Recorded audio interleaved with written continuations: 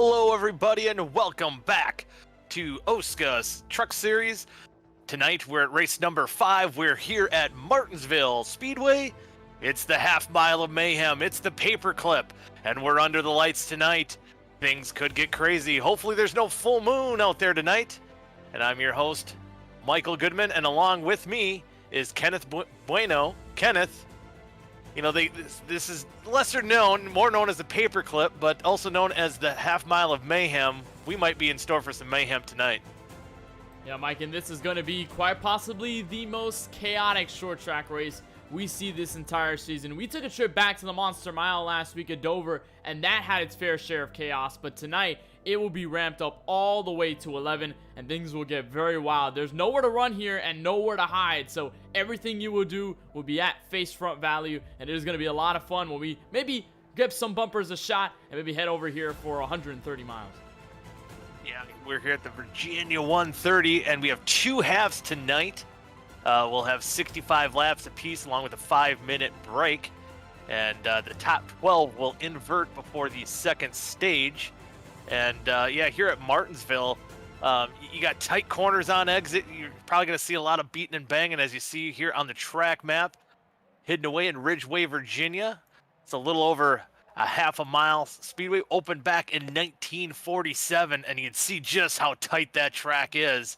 It's an awesome spectacle to see. About 12-degree banking in the turn, so very flat, very unforgiving, and as far as contact is concerned, and especially Kenneth too, if you get on the throttle just a little bit too much, the truck might want to go around. And that's one of the characteristics that really falls into play at a track like Martinsville. There's not a lot of banking to help you out with making those corners, so you have to be hard on the brakes most of the time. We're going to see the brake rotors glowing in the night sky here. And when you're trying to exit that corner, try to put in the throttle, the truck has downforce, but it isn't enough to really keep yourself planted on the ground. The car will start to slip away, and it will start to try and kick up at you, but you have to make sure you make that. And at least with the tire wear, it'll get a lot worse. It'll be exacerbated over the course of the night. So that's something eager to watch for over the course of the strategy if we get long green flag runs. And even under fresh tires, things can get very squirrely behind that truck. So it'll be a lot of fun here, and we're ready to go. About a minute 25 left in qualifying, so we're almost about to get to our starting grid to drop the green flag. Yeah, we're about to get underway here at Martinsville, but speaking of where we're racing this week, I believe in the next couple weeks we'll have a pretty big schedule our way, going to a 1.5-mile track at Kansas next week, and then Gateway, kind of the egg-shaped flat oval there, so that should be fun. And then Michigan coming up, Bristol and Vegas. And before we get to the playoffs, as you see there on the screen, at Phoenix, Texas, and then the final race at Kentucky. So still some big races going on, but there's going to be this big race settled here tonight. And I think things are going to get interesting. Things are going to get fun. As we've seen guys, you know, be aggressive, you know, in races past, we could see a lot of that tonight, as maybe we'll see even some contenders that we haven't seen up front, or maybe have some bad luck, turn their luck around, getting through all this mayhem. Yeah, and that will be very key, Mike, especially when we move forward to the point standings. Remember, over the course of our first handful of races, we haven't really talked much about the points panel. We'll see it brought up in your middle of your screen there, and where Gerald Campbell, as the most dominant driver so far this season, luckily for him, at least, he's gathered all those points due to his wins, due to his performances, and he currently tops over 22 points over Shane Mantova for second. But this is one of the largest pieces of conversation that we see here, and it will get a little bit better once we head over for here at Martinsville, mostly because we have that points battle on hand, and you have to start building them up, and Martinsville could be a good shot if you're a very good short track guy, and the fact that you could use the bumpers a little bit could also help you in that light. So top 10 in points, I mean, they're spread out by about 63 points. However, it is a spread that you can easily make up with a lot of points and maybe with a win. Yeah, especially with the two-half system that we have here in OSCA. But one quick note, too, that Shane DeMantova's not here tonight. I believe he's doing a Road to Pro race here on iRacing, so unable to make the race tonight. So that could have huge points implications moving forward here. But we see some of those Camping World trucks out tonight. If you haven't heard, the CEO owner of Camping World is throwing a $100 gift certificate for Camping World, Overton's, and I believe Gander RVs as well for anyone who's running trucks. So, Kenneth, I think we're counting pre-race. Did you count close to five of those Camping World trucks out there? I think I counted 3, but they still Or 3. exist. Yeah, they're still out there. So that's kind of a cool little thing that they put out there. But we'll get to the starting lineup here for the Virginia 130. And on the front row in that 00 on the pole is Blake Barney. And starting alongside him is the number 2 car of David Westergreen. Finally out row number 2, the 71 of David Carpenter sets at 20.207, lining up 3rd on the grid. And right alongside him to roll off the number 84 of Robert Hill Jr. And starting in the 5th spot is going to be the number 39 machine of Aiden Kirker. And in the 90 truck, starting 6th, will be Johnny Eckert. Gerald Campbell, most dominant driver and points leader going in tonight, will start a little bit further back in 7th with Brandon Key in the 98 to follow alongside Euro number 4. And in row number 5 in the 76 truck is Brian Osborne. And alongside him, it's the kid, number 52, Gabriel Edwards. Vincent Isabello for ID Racing in the 42 will line up 11th with Matt Arcara to his outside, starting 12th in your 6th row on the grid. In row number 7 in the 44 truck, it's Dusty the Dragon Doer. And alongside him in the number 23 machine is Harrison Talion. Then behind them in row number 8, Tate Lytle looking for a decent run tonight in the 56 with Riley Marabello to his outside, and 15th and 16th in row number 8.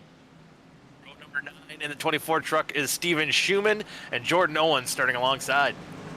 And back to row number 10, Dominic Currid in the 5 car will be in the 19th spot, and Austin Beers in the 3 will round out your top 20. Adam Tepe in the 96 truck will roll off 21st, and the 53 truck of Chase Rogers will start alongside him in 22nd. Back to 23rd, Nicholas Monticelli, and then 24th will line up Josh Duke, and that is everybody in your field. 12 rows, 24 trucks here to battle at Martinsville. Yeah, now the gloves are on, the bell's about to ring. We're going to go heavyweight fighting right here at Martinsville as they go down the backstretch, getting ready to take the green. You know these guys are hungry. We'll see how aggressive they'll be as the pace truck dives off. They got to wait to come around the corner here as we're just about to head to green flag racing. Blake Barney will lead into the green flag once he hits that loud pedal. And green flag is out. Here we go. Barney with a good start. Westergreen maybe has an opportunity to get down. He will not take advantage of that. And already, caution is out.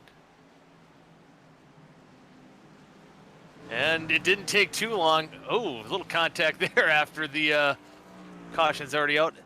Looks like a few trucks involved. Monticelli looks like it has some damage. I believe Josh Duke might have been involved in the 32 truck as well. So didn't take very long, Kenneth, to get some action in. And we'll see what exactly happened. Oh, looked like Tate Lytle went around and kind of big mayhem behind him. Looks like someone might have missed the shift and just kind of accordion affected. Tate Lytle was kind of the victim of the big checkup. Started on the outside. Jordan Owens takes a shot to the 09 truck of Marabello. So just kind of a lot going on there, Kenneth, all at one time. And you see it started there with a 52 of Gabriel Edwards. It seemed as though it might have been a missed shift that we saw there in the restart, going from first to second. You see him dramatically slow down, check up the rest of the guys behind, and that allows the 16 to get into the 09 of Marabello, which causes him to go around, getting to Tate Lytle. Josh Duke slowing down for the incident, and then Monticelli also getting involved as well. So large wreck to start this race before we even barely got to turn 3.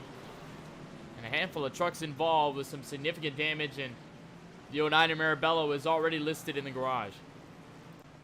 Yeah, kind of unfortunate night for him, not even really able to take the green flag here tonight, but hopefully in stage 2 he can rebound and get some work done there.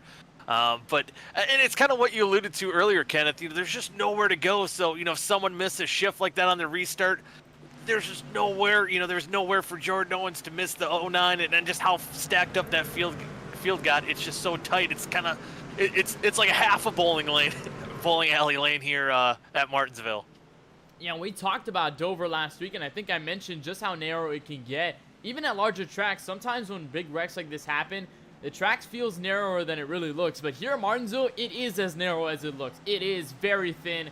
That's a reason why we call it the paperclip, not only because of its shape, but because of how tight it is to get around here. It's so close quarters here that no matter what happens, you're probably going to be in the midst of it all. And if you're in the middle of a wreck, there's really not many places to go. And you saw that as an example. Josh Duke, he just had no other option to go and pick a hole. He just slammed on the brakes and just went to a complete stop to make sure he had nothing to do with that incident. That's really the testament to just how short this track is, how small this track is, and especially with the large stock cars and the stock trucks that we have here tonight with this series that NASCAR goes to. It is not easy to maneuver them around a track that really gives you not much space. Yeah, you know, it's with all the horsepower. I mean, even the trucks they might not have as much as the Cup Series vehicles do. But when you're going in this tight of a track, you're going about the speeds you do on the highways through the apex of these corners before you get back on the gas. It's just really tight, and a lot of checkups like that can happen. But it looks like we're getting ready to go back green. Blake Barney will lead that front row in the Delaware restart.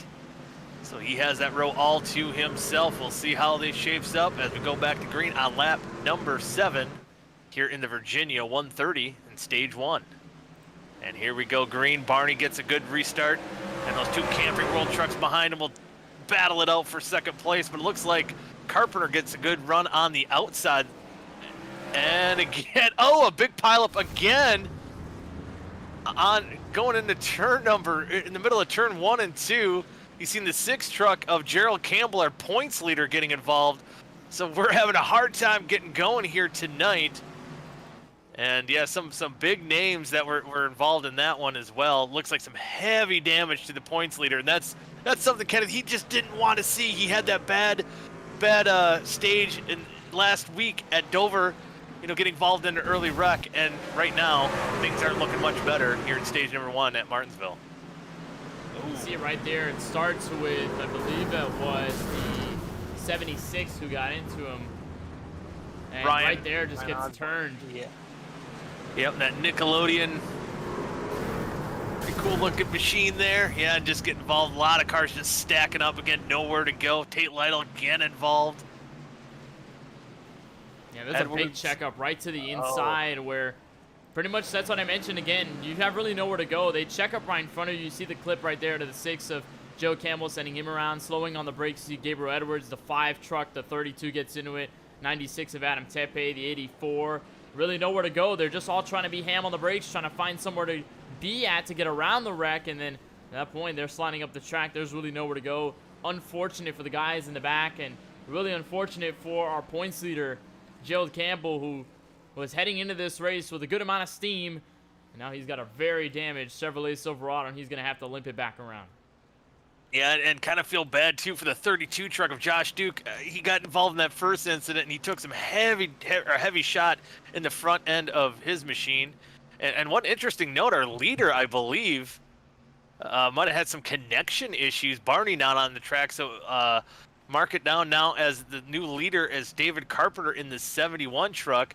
We haven't seen him up front too much this season, so it's kind of cool to see him leading this event. But unfortunately for Blake Barney, yeah, it looks like he did lose connection. So unfortunate, his at least stage 1 ends early after it looks like he was in good shape to have a pretty good night here in stage number 1. Now we see Osborne get back on track.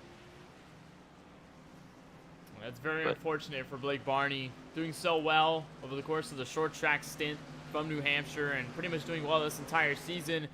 And now it seems as though he's already out of it. But guess what, Michael? We have none other than a Camping World truck at the head of the field. We talked about the whole push that Marcus Lemonis and the owner of Camping World was doing for NASCAR and his recent pitches to the NASCAR Truck Series. And he's sponsoring, I believe, more than 10 cars in this weekend's race at Las Vegas. So he's done a swell job of putting his brand's name out there. And not only that, in real life, he's done a well job of putting it on iRacing, giving a $100 certificate to anybody who posts and runs Camping World schemes onto their cars. So we already have 2 in the first, I'd say, row since we're in the Delaware restart, the leader and the driver on the outside of technically row number 1. Yeah, David Westergreen there, and I believe that 96 truck of Adam Tepe as well has that Camping World truck as well. That's pretty cool to see. And we're going to get ready to go back green and see how David Carpenter will lead him to the green flag. And a good restart by Johnny Eckert. Oh, Westergreen had some issues.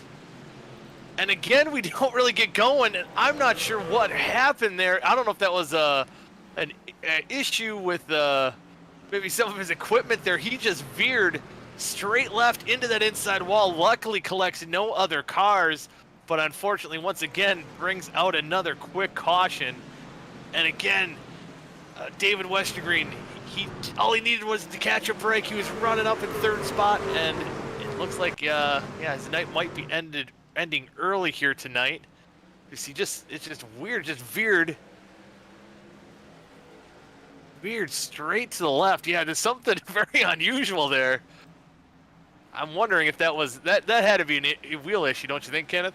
Yeah, I believe it might have just been a hardware issue there. As we'll ride along in the in-car camera, we'll try to get a look at what he was doing inside of the truck, as now you're running on board. This is coming off turn 4 to the restart. Yeah, I'm not sure. He just dramatically slowed down, plateaued as they were on the restart, veered all the way to the left, and went ham on the brakes. I can only assume that was a hardware issue. You see him, go straight veer to the left. Maybe he didn't have a screen. Maybe his screens might have went all dark and he couldn't see anything on the racetrack, and then had no other choice but to pull off to the left, hoping that nobody was going to hit him, and then just went ham on the brakes before towing his race car. And now, again, under another yellow, what has been practically a race without any sort of green flag run just yet. Yeah, haven't really been able to get on at turn number 2 just yet, but Johnny Eckert is our third different leader in this race with hardly any green flag action. So, the front end is shuffling quite a bit. And right now, running in your top 5 is Johnny Eckert. Second spot is now David Carpenter. Kirker in the 39 truck is in third. Brandon Key is up to 4th, and Dusty Dewar in that 44 truck is in 5th. And you see some of those heavy damaged cars. It looks like Barney did make his return to the racetrack, so hopefully his issues have now been resolved. But again, unfortunate for some of these guys here tonight, is now we're dwindling down to only 18 cars of the 24 that started this race on the lead lap. And it's kind of crazy how much carnage is behind the wall, on pit road right now. And we haven't even seen that much green flag action yet.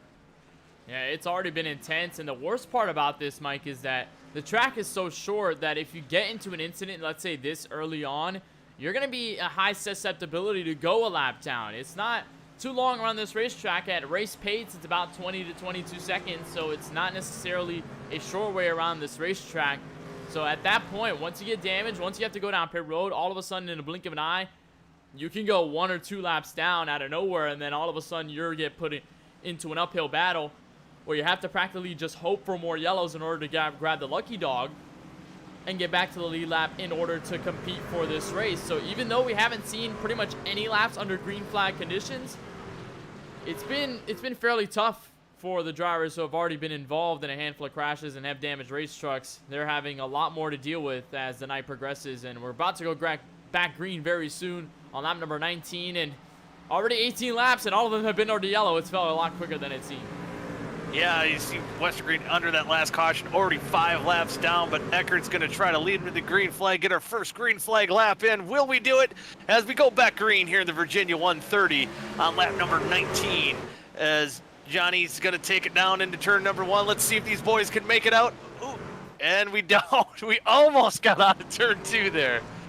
And it looks like Dewar's involved in that wreck. He's got some heavy damage to the front end of his machine. He was running up in that 5th spot.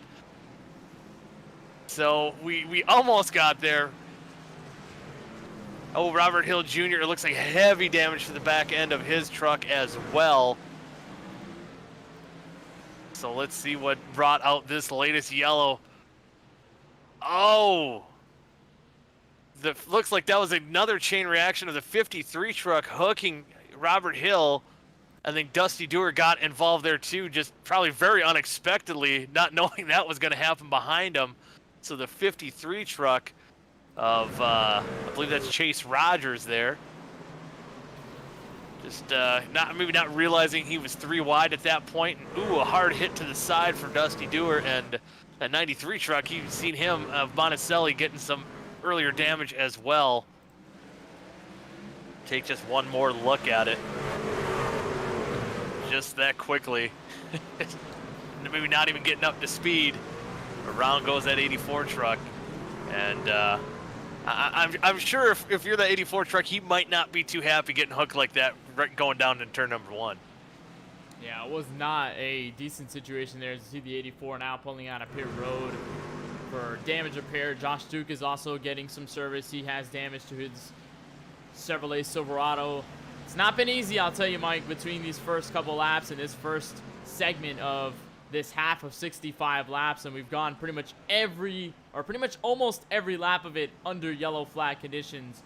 And right there, I mean, just Chase Rogers just trying to arc the corner, maybe pinch the 84 a little bit to the bottom to make sure he can also get a run off the corner as well. Remember, the bottom line is the fastest. You can make the outside work a little bit, but the inside will be the best one to go. It's usually preferred here in Martinsville, considering you pretty much have little to no banking on the racetrack, and you really just have to focus on getting close to the inside of the track to get any sort of quick momentum, make some quick laps here. So that's exactly, I think, what Chase Rogers was trying to do, and then unfortunately going into turn 1, gets right to the quarter panel and then turns him around and then ricochets him back into the 44 of Justin Dewar, who goes sideways in front of the field and then got T-boned chasing it down the track.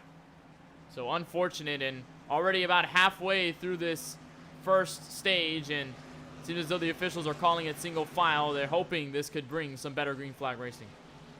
Yeah, I think, just kind of settle these boys down on these restarts. That's the big issue that we're having here tonight. This is probably one of the better calls I think Vic Bloom has made here tonight. Just, hopefully maybe, going into the second stage, they can try to calm it down a little bit. I mean, like you said, the bottom line is that preferred line. And you're, no matter what series, no matter what level of experience you have, that's what you're fighting for. You're going to see contact. But hopefully with these single file restarts, we can see a hint of green flag racing as, again, these guys I don't think have gone out of turn 2 yet. And I'm sure Eckert here, as the pace truck's diving down pit road, he wants to lead. He's liking that he's leading, but he wants to lead under full speed. And we'll see if he can get it done here, as now they're single file going back to green, and the green flag's back out here on lap number 25. Let's see if these boys can get out in turn number 2. Let's do it, boys. See Eckert going in the corner there, getting a pretty good run out, and hey, Kenneth, we made it. Maybe that.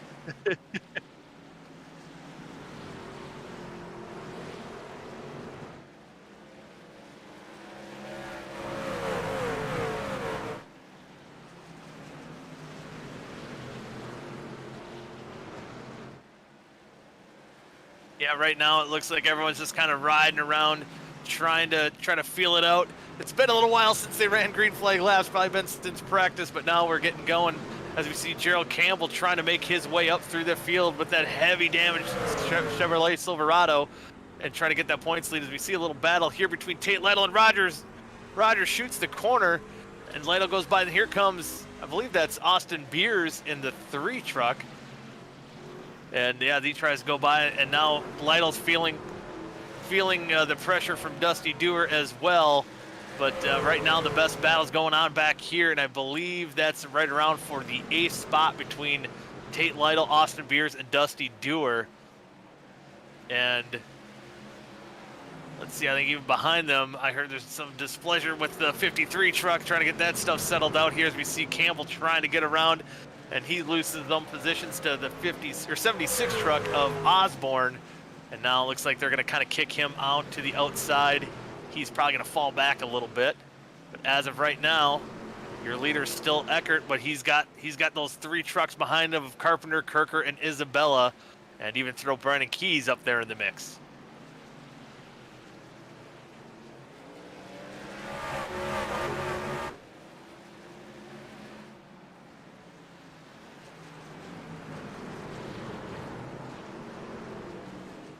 Ooh.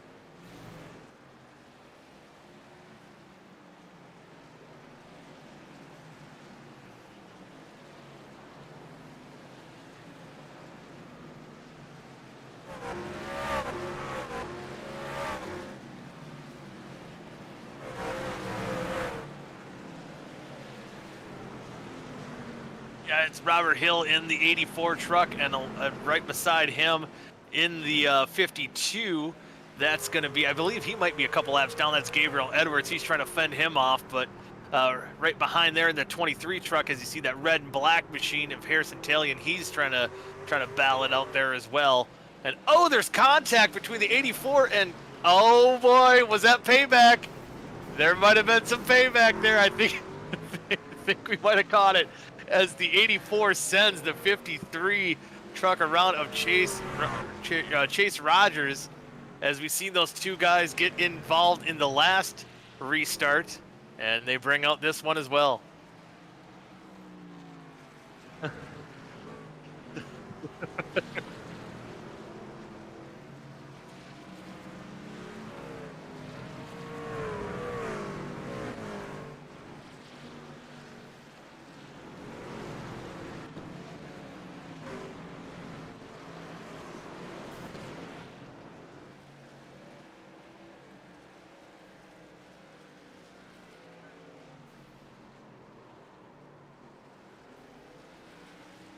Yeah, so again, now we know for sure how Robert Hill felt about that restart earlier. And yeah, just coming out of the corner here.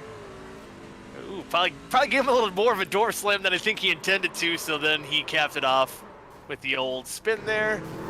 And don't look like the trucks are too much worse for the wear than where they were before, but again, we have another yellow out. We see some trucks coming down pit road, but again, Johnny Eckert in that 90 machine is staying out. Your top three currently have not gone down pit road of Eckert, Carpenter, and Isabella. I believe the fourth place truck of Arcara has been down pit road a couple times, and the guy who just brought out that last caution, Robert Hill, he's currently, or maybe he's getting a penalty because he's moving to the back. Maybe not. I don't think he did get one, but he's moving to the back of the pack here now too. Maybe a speeding penalty or something. So yeah, so the field will jumble up here a little bit as some of the guys up front did go down pit road to get some fresh tires. And one guy, again, we've seen him struggling a little bit. That 6 truck of Gerald Campbell up to 7th spot. We've seen Vincent Isabella running 3rd, trying to take advantage, but Campbell, he's looking with that damaged machine. He's going to be trying to get the best run he can because he doesn't want to lose too much on that points lead. Yeah, especially for Campbell, going in 22 points over the rest of the field surely means much, and especially when you compare it to Shane Mantoba, who's unfortunately not running tonight due to the iRacing Road to Pro qualifying iRacing series, which is going on right now from Las Vegas. And one of the steps of the eNASCAR ladder, he will certainly lose points, and it probably could help Campbell's case, but with the damage, he surely could be at a little bit of a hole here. But I mean, right now he's sitting in 7th, not necessarily too bad considering where he was when he was involved in that first yellow, all the way down to about 23rd.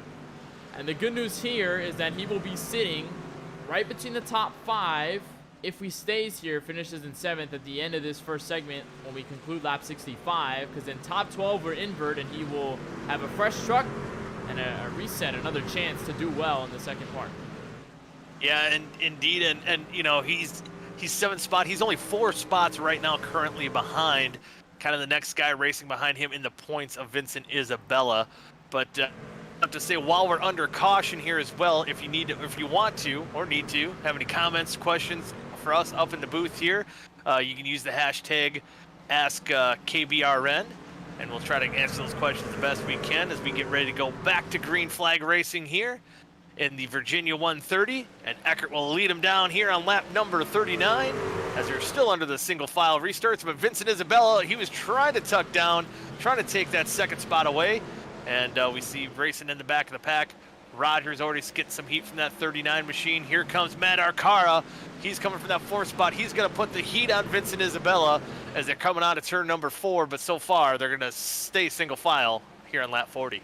And on Osa tail, look at Tate Lytle finding his way back with the damage on his Toyota Tundra. He's already back in the mix to the top 5. They're fighting those side by side where Chase Rogers is. It seems as though everywhere Chase Rogers stands, there's always a battle somewhere. Here comes Joe Campbell now to the inside finding his way through. Maybe Brandon Key looking at the top side. The 23 of Harrison Tylen is also in there as well. About a 4-truck mix here between a little bit more behind, and there's a little bit of contact there as the 53 sends the 6 of Campbell around. And again, we're under yellow with 24 laps to go. The 53 truck involved in another caution here tonight, taking out the points leader, who was just rebounding, getting back into the mix here in the top 10. And he'll go around and fall all the way back to the one of the last cars on the lead lap here as we see what happens. And it looks like he just sent it in a little too deep. And yep, just hooked him kind of there. And unfortunately, it looks like, I mean, fortunately for Campbell, there's no damage, but unfortunately, he's going to lose all that track position he worked so hard to gain up so far in stage number 1. And I'm not sure whether he was just diving in deeper in the corner than the 6 was, maybe not anticipating the checkup in the middle of the corner, but at that point, there's no return, just pretty much hitting him, and then the 6 going straight around, having to loop it, and then losing all of the track position. Now he's sat in 16th, so it is not easy right now for the driver of that number 6, and comparative to what he had at Dover, Mike, it's been the complete opposite here. Had a stellar night at Dover with maybe a little bit of struggles, but it wasn't necessarily as big as it is right now. And tonight he has not had it easy. And now he's sitting all the way back in 14th at the moment. I think that may be the best situation, is that some guys will pit. He can gain some easy track position at some points, and probably won't be the worst case scenario for him considering the amount of trucks that we've already had taken out early. Yeah, it might not be the worst, but we've seen him have that bad luck early on in stage number 2 last week at Dover after almost getting that win in stage number 1 between that battle between him and Austin Beers. But it seems like ever since that almost near win in stage number 1, he's seen a little bit of tough luck. But again, night's not over yet. The stage isn't over yet, as we still got a little over 20 laps to go. And I believe next time by, we'll get him back going to Green Flag Racing as Johnny Eckert, still probably enjoying some of these caution laps, probably more than most of the field here as he continues to rack up those laps led. But I'm sure a lot of these guys behind him, Tate Lytle, he's fought his way all the way back into the 5th position. We've seen some of the issues he's had tonight, so it's kind of good to see him back in the top 5. And we've seen him win that stage number 2 at Dover. He's one of our only other guys that have been a repeat winner here so far in the OSCA Truck Series. So we'll see what these boys can settle out with, and yeah, hopefully these next 20 laps hopefully won't see the drama that we've seen so far here tonight. But Kenneth, so far it's kind of up to that billing of being the half mile of mayhem. Yep, the mayhem is certainly here. It certainly hasn't left.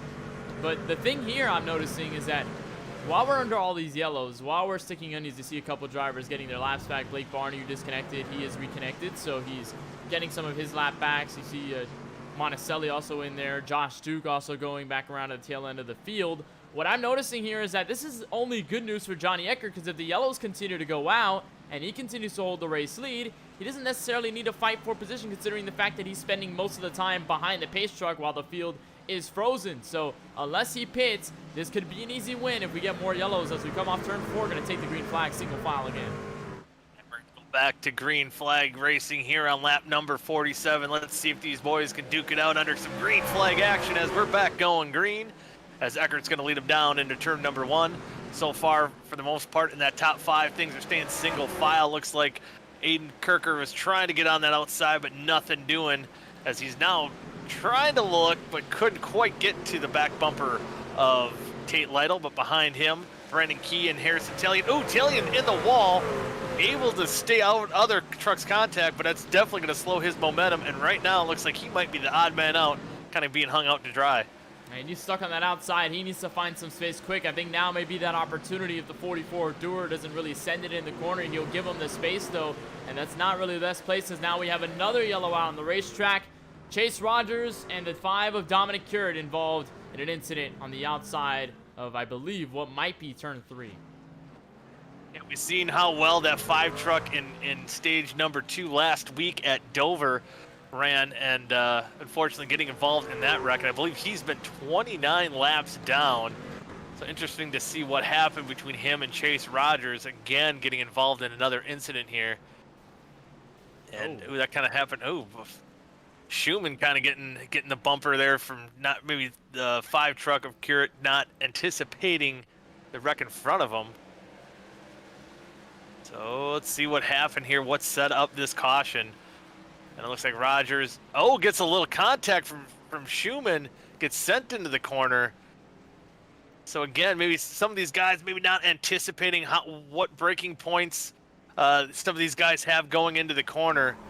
And again, rough stage so far for that 53 truck. As you see kind of what happens, it looks like he may cut up in front of him a little bit. I think if just looking on the in-car view, I'm thinking Schumann probably, did some assuming there. He thought the 53 truck was going to dive harder going into turn number 3.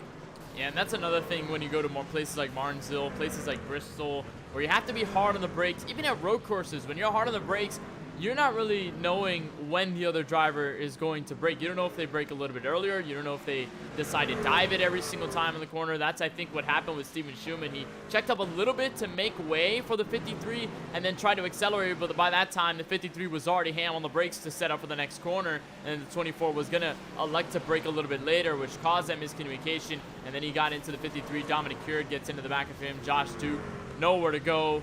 He's had a rough night as well. I think that's what might have just happened there. The miscommunication between them two heading into the braking zone has unfortunately set a lot of drivers with more damage and has continued to give Chase Rogers a very rough night. Yeah, hopefully, again, the rough night is about over for Chase Rogers. His bad luck is over, and he can turn it around in stage number 2. And heck, now he's 1 lap down, but maybe he can rebound and get a solid finish here. And these last couple laps a little bit stronger than where he's been going here. And hopefully, too, I see him running right next to Robert Hill. Hopefully that's all been settled and done now, and they can get some green flag racing involved here as well. But again, just kind of going over the top 5 so far. Johnny Eckert, he's kind of inherited this lead, and he's taken advantage of it with all these yellow flags. In 2nd spot, David Carpenter. 3rd spot, Vincent Isabella. 4th, Matt Arcara, and Tate Lytle, our defending stage winner last week at Dover. He's running in the 5th spot. As we see, I believe Chase Rogers now getting his lap back, so that will put him back on the lead lap. And see if he can get anything done here. As we kind of note the progress of that 6 machine as well, Kenneth. He's back up into the 12th position, so he's trying to get back working up into that top 10 so far. He's getting close, but he's still got some work to do. And he's currently sitting right at the edge of the top 12, so when we go green for the next time by, if he stays there, he will be the leader. When we go green for the next 65 lap stint, but we're back under green here, and immediately as we get the green, another yellow comes out. Lap 54. Not sure who it might have been that went around, or whether it was just actually it was Josh Duke in the 32 all by himself. I think he was trying to catch up to the field. And he might have been into just a single car incident. And that immediately brings us under yellow as soon as we get the restart. Yeah, I think, we might have to look and see exactly what happened, but a kind of a rough stage. Again, another guy who's having a pretty rough stage here so far. But if he was trying to catch that field, he might have got on the gas a little bit too much coming out of the corner and just kind of ended up going around. Oh. Yeah. Looks like right in the middle of the corner. So I'm kind of wondering there, too. And again, I'm assuming here as well. But right on that restart, right when that green flag comes out, you're mid-corner, that wheel's turned. He hit the gas a little bit too hard. Those wheels are going to spin, and you're going to go around. That might have been the case of what happened there with Josh Duke. I'm not sure whether that was a gear shift because the car just immediately reverted to the left, and I'd assume that was just because of the differential and just trying to shift gears up to second. He downshifted at first, and then you see the car just already locks up the tires, and I think that might have had to do with the gears and trying to go up them. Do you think that might have been like a money shift? Instead of going into 3rd, he might have dropped it down to 1st or something like that? I think it might have been, but I'm not sure entirely what gear he was in. But just considering the way the truck immediately went out, because when the truck just goes loose, let's say if you're putting too much gas, it's sort of a gradual spin. You can already tell when the truck starts to go sideways, and it isn't necessarily too brutal of a turn. When you try to shift gears in that way and you kind of miscommunicate with the gears, the car can instantly just shift to the left or to the right, and it could already spin the car out. So I'm assuming it was him shifting gears that was the issue, not necessarily him with the tire spin that brought him around. But at least lucky for him, he's going to have barely any damage, didn't get any contact with the inside wall, and he should be on his way to getting back up to the field and at least having another shot to gain some positions, as I think he might have disconnected, as he's currently sitting not on the racetrack and I believe in the garage at the moment. It might have been a little internet connection issues there as well. And just to note too, some of these guys are, depending on their sim rigs, you know, I know some guys out there, maybe you're one of them out there watching, if you do race, they have the paddle shifters that they'll shift with that. So like on your right side, it's upshift. On your left, the left paddle will be downshift. And some guys do have the classic H pattern shifter like you'd see in your normal street car. Well, I guess maybe now more normal would be the paddle shifters. You don't see too many manuals nowadays, but I guess the old school H pattern shifters and ones that you see in the real life stock cars today. So, you know, if you're using one of those H pattern shifters, that I know I've done it before. In my H pattern shifter, where yeah, you can kind of screw up and hit the wrong gear, or you know, not quite get it into gear as much as you want, maybe over rev it, and then once you pop it into gear, those tires will go around. But it looks like the pace truck lights are off, and we'll have about 6 laps to settle as we'll take the green flag on lap number 60. And Johnny Eckert is hoping he can hang on as he has done for most of this stage. But David Carpenter wants to taste that lead. He had it under 1 caution. He wants to do it again. He has a short time to do it. Can he get there? And here we go. We're going to go back green flag racing here in the Virginia 130 here on the OSCA Series at Martinsville. And looks like Eckert's get a good jump. Looks like Carpenter was diving hard trying to get behind him there. But so far between that top 5, they're all single file on the racetrack, trying to just take it easy. But it's time to go now too, as we're going to come take the as they come to line on lap 61 with only 5 laps to go. And if you're David Carpenter, you have to start planning this move now. Ever since that Johnny Eckert has taken the lead, we've only seen this sort of nose-to-tail train movements and the big single-file lines. We haven't really seen Carpenter be able to catch up to Johnny Eckert at all, or even try to make any moves. So now you really have to put the pressure on. You have to start trying to get to Eckert's back bumper, and as soon as you get 5 laps to go, as presumed, another caution flag will bring the field up once again.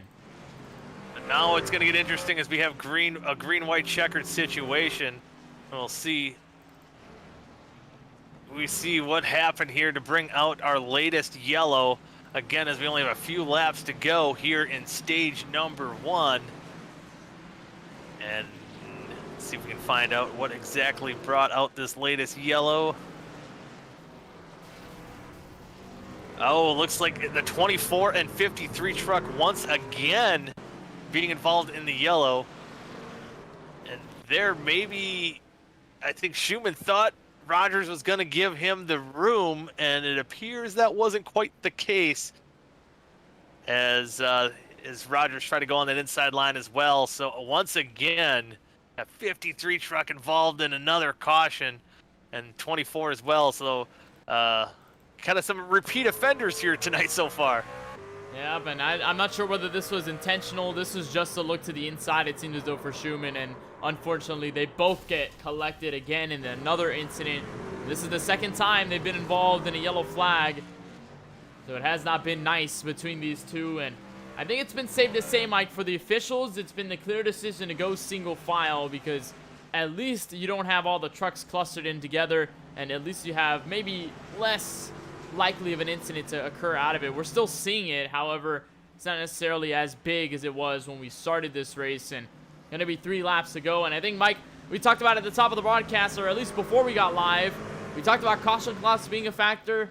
I think the caution clock has been well taken care of. There is no need for the caution clock to be reset, set at all between the amount of times we drop the green and the time that we get the yellow shortly after. I don't even think we're very much threatened to go halfway to that caution clock. And, you know, and kind of another thing, too, that we talked on the broadcast, again, just how tight it is and going towards that bottom line.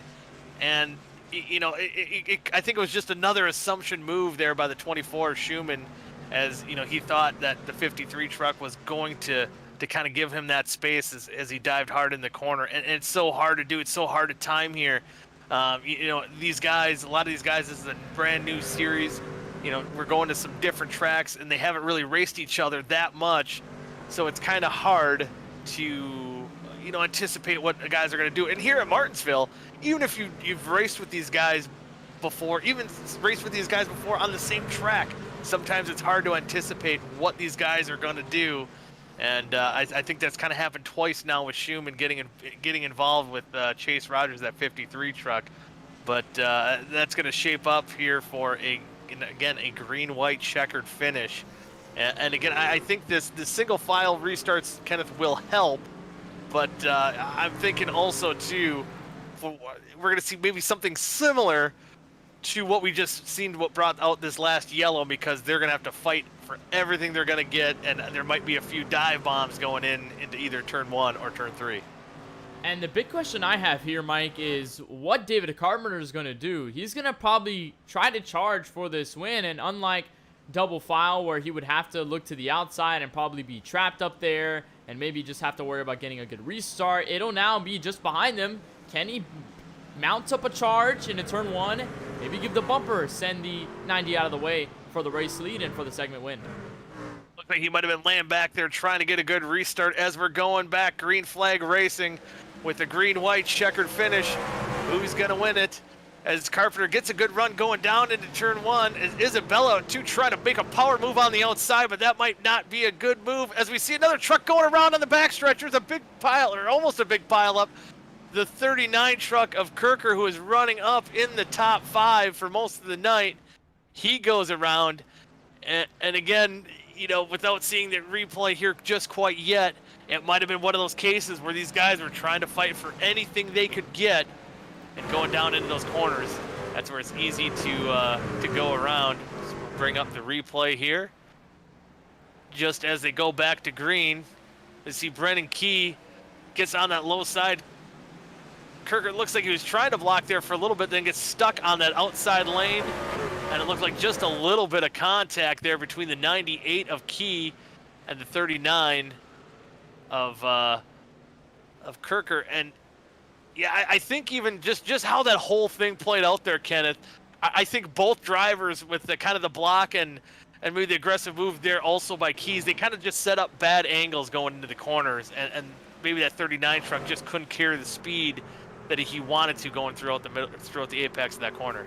And you got to also wonder, just trying to pinch themselves down, get the arc off the exit, and the 98 probably wasn't expecting the 39 to cut down a little bit. He washed up the track trying to put his throttle in. You see right there as they merge across each other, don't think it was any incident on purpose from the 98, but what a job by the rest of the field, scrambling around, able to get away without hitting the 39 as the 39 just locks on the brakes. Look at that move there by everybody to get around without making contact. I think an applause for them on their awareness, but only problem will be for the 39. He will be lodged back in 18th as a result.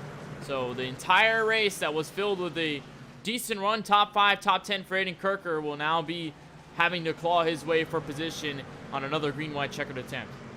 Yeah, kind of unfortunate for him, and I think it was that 52 truck there on that incident as well with Gabriel Edwards. I thought he was going to T-bone the 39 truck. Did an awesome job to avoid him at the very last second, because that looked like it was going to be a nasty hit for the 52 right in the side of the door of the 39, able to stay off here. But again, as we go back to another green-white checkered restart, as we've seen, we've seen a good, decent restart by Vincent Isabella in that third position, trying to make that move on the outside. It seems like as of right now, David Carpenter just hasn't been getting quite as good of restarts as the 90 truck of Eckert. Yeah, Eckert's getting decent restarts, and I saw there from the 71 and also from the 42, Vincent Isabella. He tried diving it deep to maybe arc it and diamond it in turn 1 and 2, get a run to the outside. That didn't necessarily work considering he got pressure from Matt Arcara after, but for Carpenter, I think you could tell he was pushing a little bit more there, and he definitely tried to send it a little bit deeper into the corner, but I'm pretty sure Eckert already knows what he's going to do, knows that he's going to send it further, and know that if he tries to back it up like he normally does, it'll probably result in contact. So he, in order to avoid that, just trying to be head on the brakes and being there into turn number 1. The problem will reside, though, if he tries to assume what the 71 would do, and he could easily overshoot turn 1 and can allow the 71 to go to the inside. We'll see what happens as we got another restart here with 2 laps to go. We'll try it once again as they settle up here, and Eckert's going to take the green flag here for another attempt at a green-white checkered. And it looks like here Carpenter gets a little bit better restart. Couldn't quite dive bomb it as hard as he wanted to going down into turn number 1 as they come out of 2. Still single file between the top 5. Looks like we have to go all the way back there in the back of the pack to see. Ooh, I thought maybe Vincent Isabella was going to make a move there, but couldn't quite have it either as we now take the white flag. Who's going to win it? Right now Carpenter's trying to set up Eckert, but Eckert getting a good jump into the corners. Looks like he might have washed up a little bit, and Carpenter's going to close in. Can he set him up going down into turn number 3? Here they come, and it looks like Eckert right now, he's going to hold him off, and coming out of turn number 4, the 90 truck. There's cars going around in the backstretch, but Johnny Eckert is going to win stage number 1 of the Virginia 130. What a job by Johnny Eckert to hold off the rest of the guys from that entire segment. I think about the halfway mark all the way to the end of this race. Caution filled. Field was frozen most of the time, and that allowed Eckert to walk away. Handful of laps to do it. Saw a couple drivers fall behind, but the good news for Eckert, he will win, and we will invert the field. 12 drivers inverted from first all the way to 12th for the second segment, as they will now warm up for a little bit. Yeah, just to kind of go over your top 5 in that race, Johnny Eckert again taking the win. David Carpenter finishing in 2nd, Isabella 3rd, Tate Lytle finishing in 4th spot, and Brandon Keys working his way back up into that 5th position. But yeah, there was a few cars. And actually just note too that Gerald Campbell finishing in the 7th spot after I think that some of that mayhem that kind of happened, going on in that last lap. Some positions have changed quite a bit. Field kind of jumbled up. I know guys like Dusty Dewar, who was in the top 10, fell all the way back into the 17th position. So some good runs, and Gabriel Edwards finishing in the 9th spot. So in the transfer position, it looks like Steven Schumann in the 24 machine will be starting up front here for heat number 2. So that'll be good news for him. And now, since the field will be inverted, at least for Gerald Campbell's case, he will have a fresh truck, and that'll be the same for everybody else. Fresh trucks and a reset and an attempt to have a better race. Drivers who struggled, drivers who got into contact early in that first segment will now have a shot to get a better run this time around and at least grab some needed points, maybe even take the checkered flag and win. That could be the deciding factor there. But overall, again, I think that's the benefit that we've talked about over the course of the first couple races in this series, Mike, is that once you have a rough run in one of the segments, let's say you have a rough run in the first segment, you don't necessarily have what you think you have, or you get into contact, you get into crashes, it takes you out early. That gives you a shot.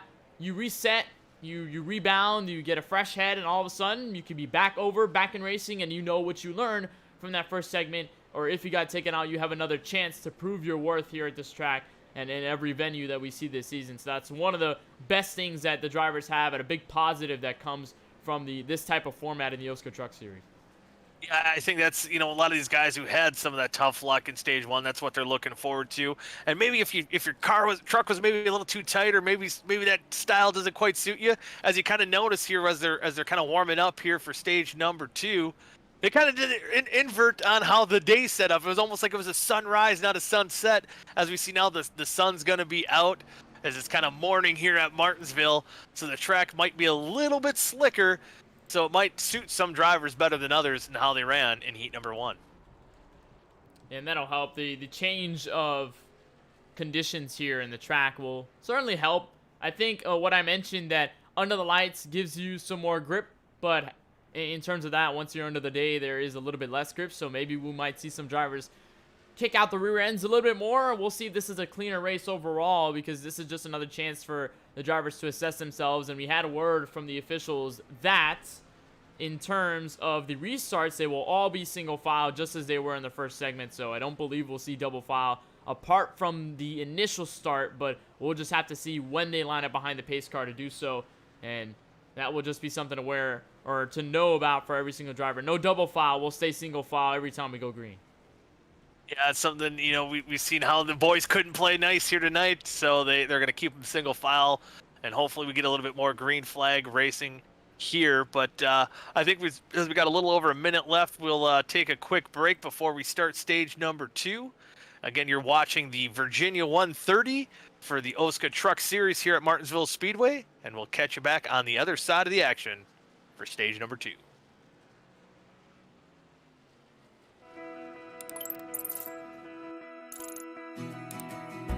iRacing is a sim racing game that combines a true-to-life racing experience with an online community of virtual racers from all around the globe. iRacing offers a multitude of officially licensed cars and tracks, laser scanned with millimeter accuracy. Their car models and mechanical systems are based on real-world physics, engineered in cooperation with manufacturers and race teams. Their skill license system ranges from rookie to pro, ensuring members are always pitted against those with similar skill sets. Members are able to sign up for a weekly race series, compete in time trials, host a private race with friends, and participate in racing leagues created and run by the community. With over 170,000 members, iRacing works in partnership with renowned motorsports organizations like NASCAR to deliver virtual races based on the real-life NASCAR Cup Series, as well as many other series on the NASCAR ladder. iRacing also features team racing, providing a variety of options for members to create and manage their own teams.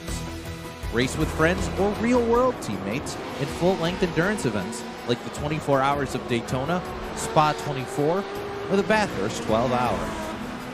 Additional partners include IMSA, World of Outlaws, Supercars, and IndyCar, allowing members to race in their very own Indianapolis 500, Bathurst 1000, Chili Bowl, and many more iconic events. This is iRacing, delivering the most authentic racing experience short of getting into a real race car. Sign up today at iRacing.com.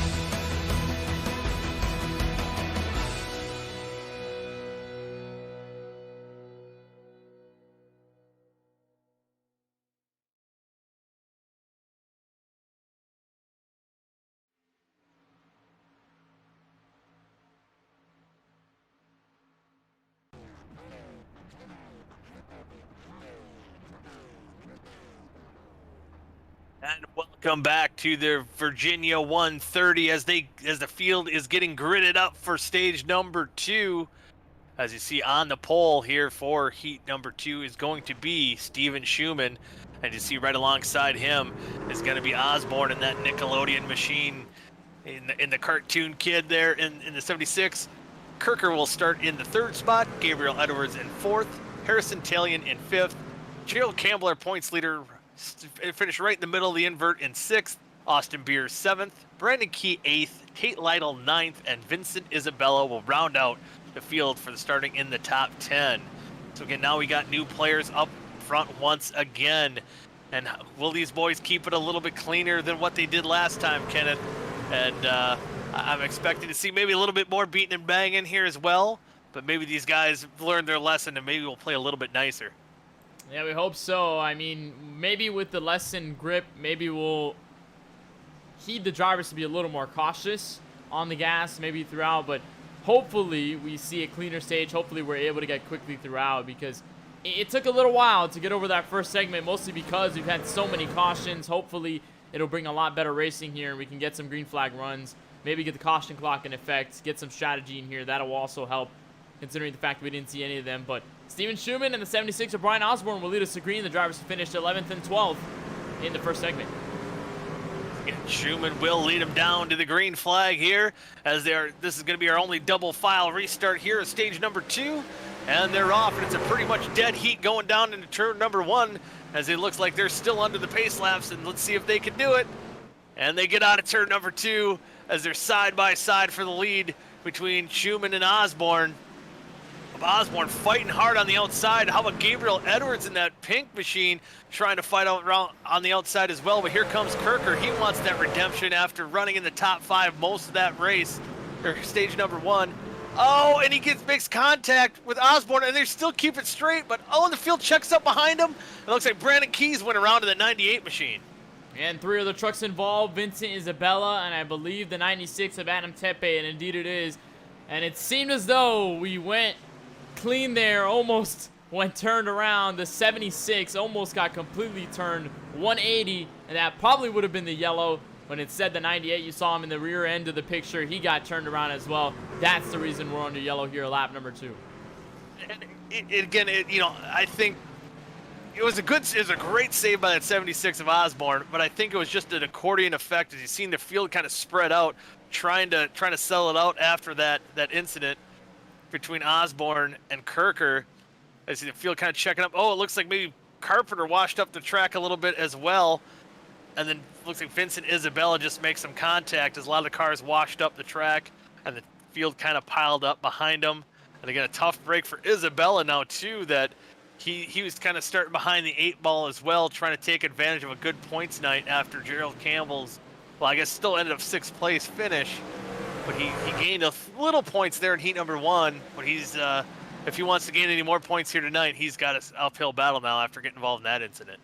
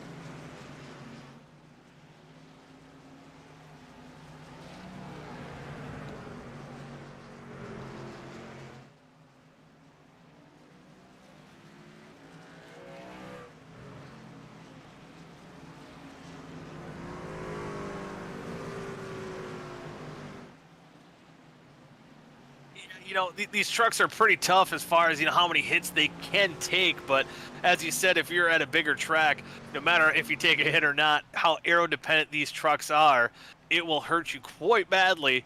But here at Martinsville, that's not a big factor. As you've seen how badly damaged that 6 truck of Gerald Campbell was in stage number 1 and still able to finish up into the 6th spot. I believe back in, if I remember correctly, 2006, Dale Earnhardt Jr. ended up with a 4th place finish with almost his front end, half of his front end looked like a modified, as he has, I believe, was his left side wheel sticking out. And actually at the end of the race, if I remember correctly as well, he's one of the fastest cars out on the racetrack.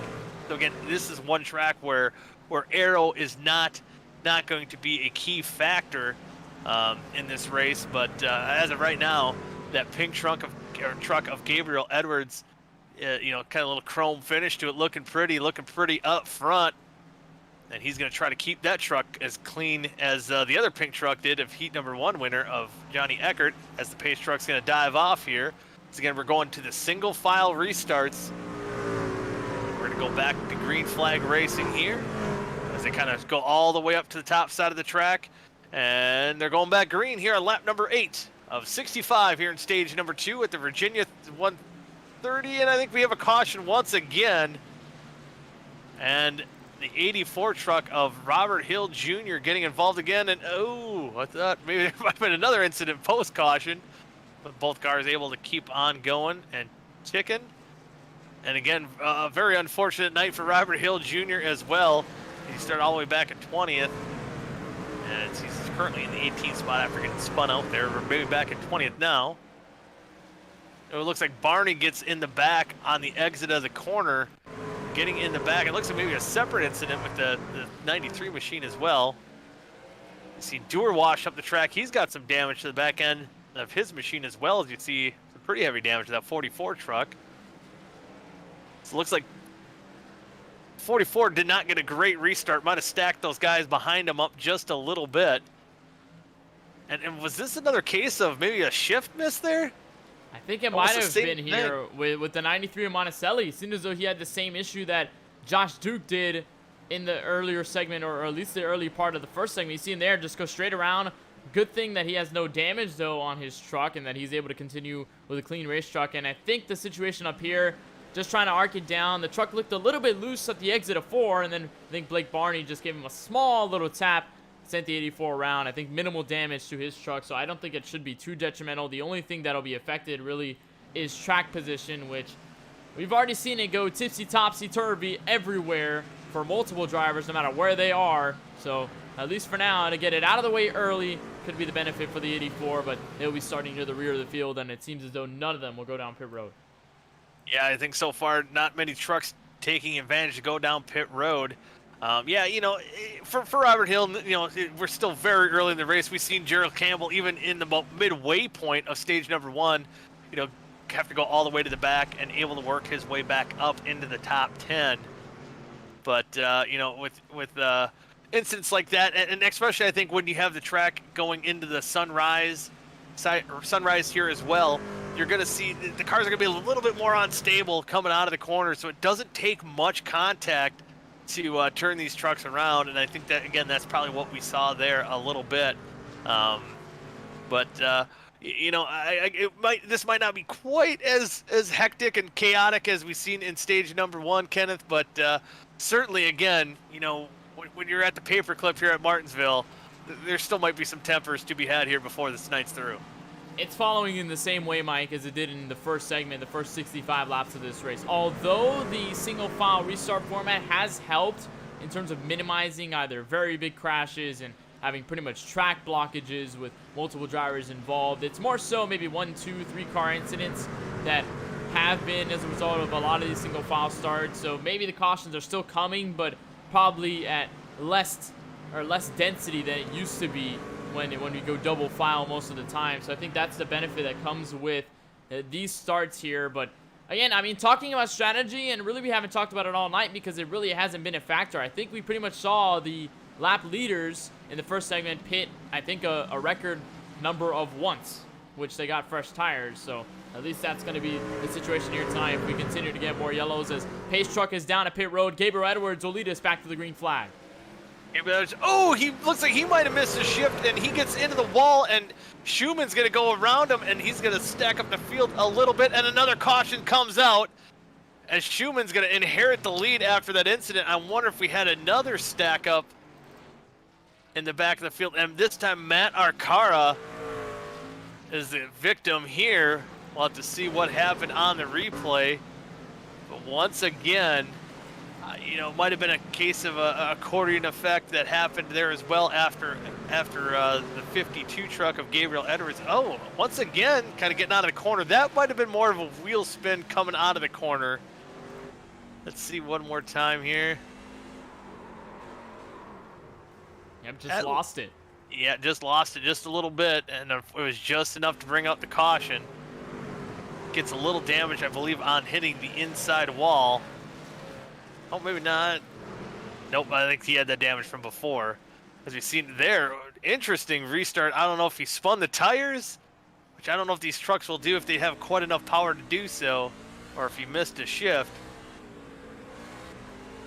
He might have even downshifted there as well. I'm not quite sure what happened there, but unfortunately for him, loses that lead, falls all the way back into the 4th position, because you had Schumann, Talion, and Lytle kind of take advantage and get around him. So now, you know, for pretty much the first time in this race, Edwards is not going to be out front. Schumann, you know, I guess we did see him start up front here for heat number 2. He gets the lead back, and he's going to be looking to hold on to that for as long as Eckert did in heat number 1. See if he can come away with his first victory here in the OSCA series.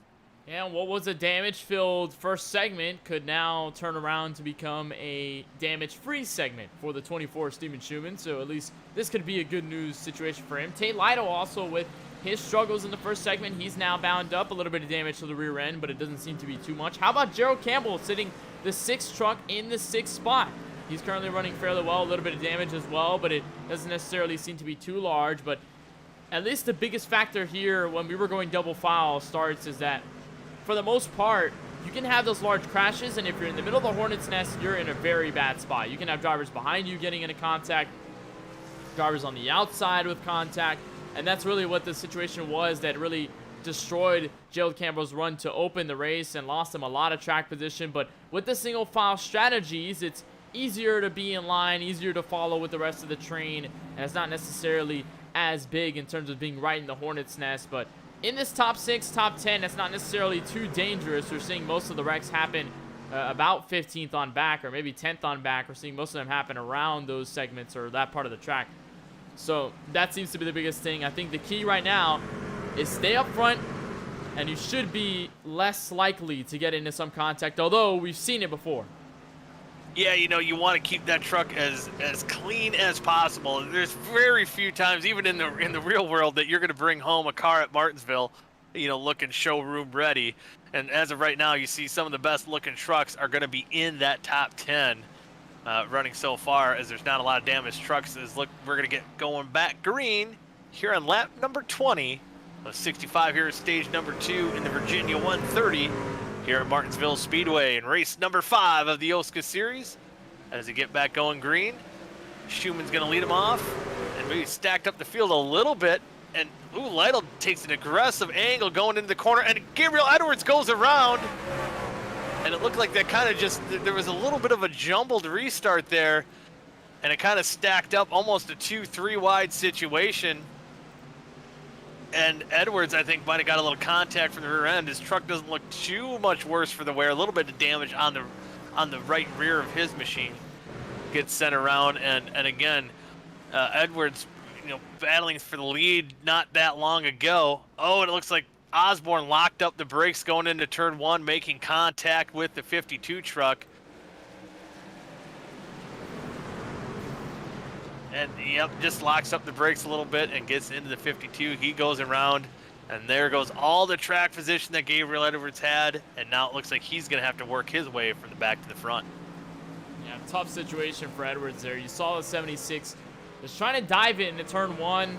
I know where to go. Car just understeers, under braking, and then has no choice and just slides up into the 52, and that's unfortunate. Single car incident sets him near the rear of the field, and other drivers now in that as well. We talked about Vincent Isabella, Adam Tepe, those drivers who were involved in pretty much the first caution of the evening, along with Brandon Key. They are all trapped within 15th through 18th on the racetrack, so it has not been an easy road back up front, and they really haven't had the chance to. But one more position gain for guys like Tate Lytle, guys like Aiden Kirker, Brian Osborne, Gerald Campbell. They all gain at least one position now, as again, even though we've had these single file restarts, the race has probably gone a lot quicker, I think, than we probably saw in the first segment, but cautions are still plaguing this one.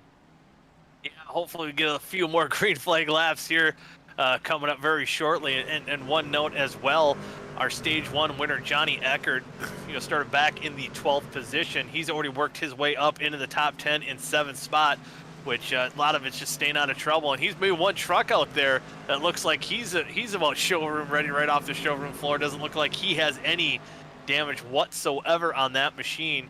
And you know, he's gonna, I'm sure he's gonna do his best to try to keep it that way and work his way up towards the front. I think Eckert's machine has looked showroom ready since we started this entire race. Look how clean his truck was when we opened segment 1 and then took the lead. His truck was all dandy, all nice, and as T-Mobile colors. How about Josh Duke, driver who was filled in incidents in that first segment? He's now into 8th. Chase Rogers, I remember talking about the drivers with second chances, having those fresh trucks able to find themselves at a good run. They certainly have a chance to, as we're now going to go back under green flag, lap number 25. Schumann's another one who wants to get that good finish as well, as he's going to lead him down to the green flag here on lap number 25. As the field fans out behind him, we see Tate Lytle diving down into turn number 1. He's going to try to go for that second spot over Harrison Talion, and it looks like he's going to take that spot coming out of turn 2 as the field kind of stacks up behind him. And if you see that 90 truck trying to work his way up front as well, as they're side by side behind him. Gerald Campbell stuck on that outside. That battle for 6th position. Looks like Talion might have gotten the wall there again, but Campbell on the outside. How about that? Keeping up not only with Eckert, but battling outside with Osborne as they go down into turn number 3. And oh, maybe a little contact there between the 90 and 76.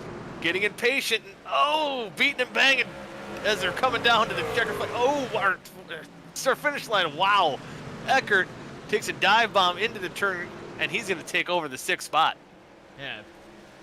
And a crazy battle between Campbell, Eckert, and the 76 of Osborne. And funny enough for Eckert, he's able to slip by, so now he'll be single file. But we may have a challenge for the lead here, Mike. Tate Lytle has been merely catching up to Steven Schumann. He dives into turn 1 and now has a shot to take away the race lead, be one of our first lead changes all night long. The Tundra with some damage to the front end, hard braking in turn 3. He takes away the race lead. Oh, and he just gets it done before the caution comes out, and Tate Lytle will hold on to the lead. And oh man, a guy who looks like he was gonna have redemption here tonight in that 53 truck, Chase Rogers. Unfortunately for him, he's gonna have to duck down pit road after getting involved in this latest incident.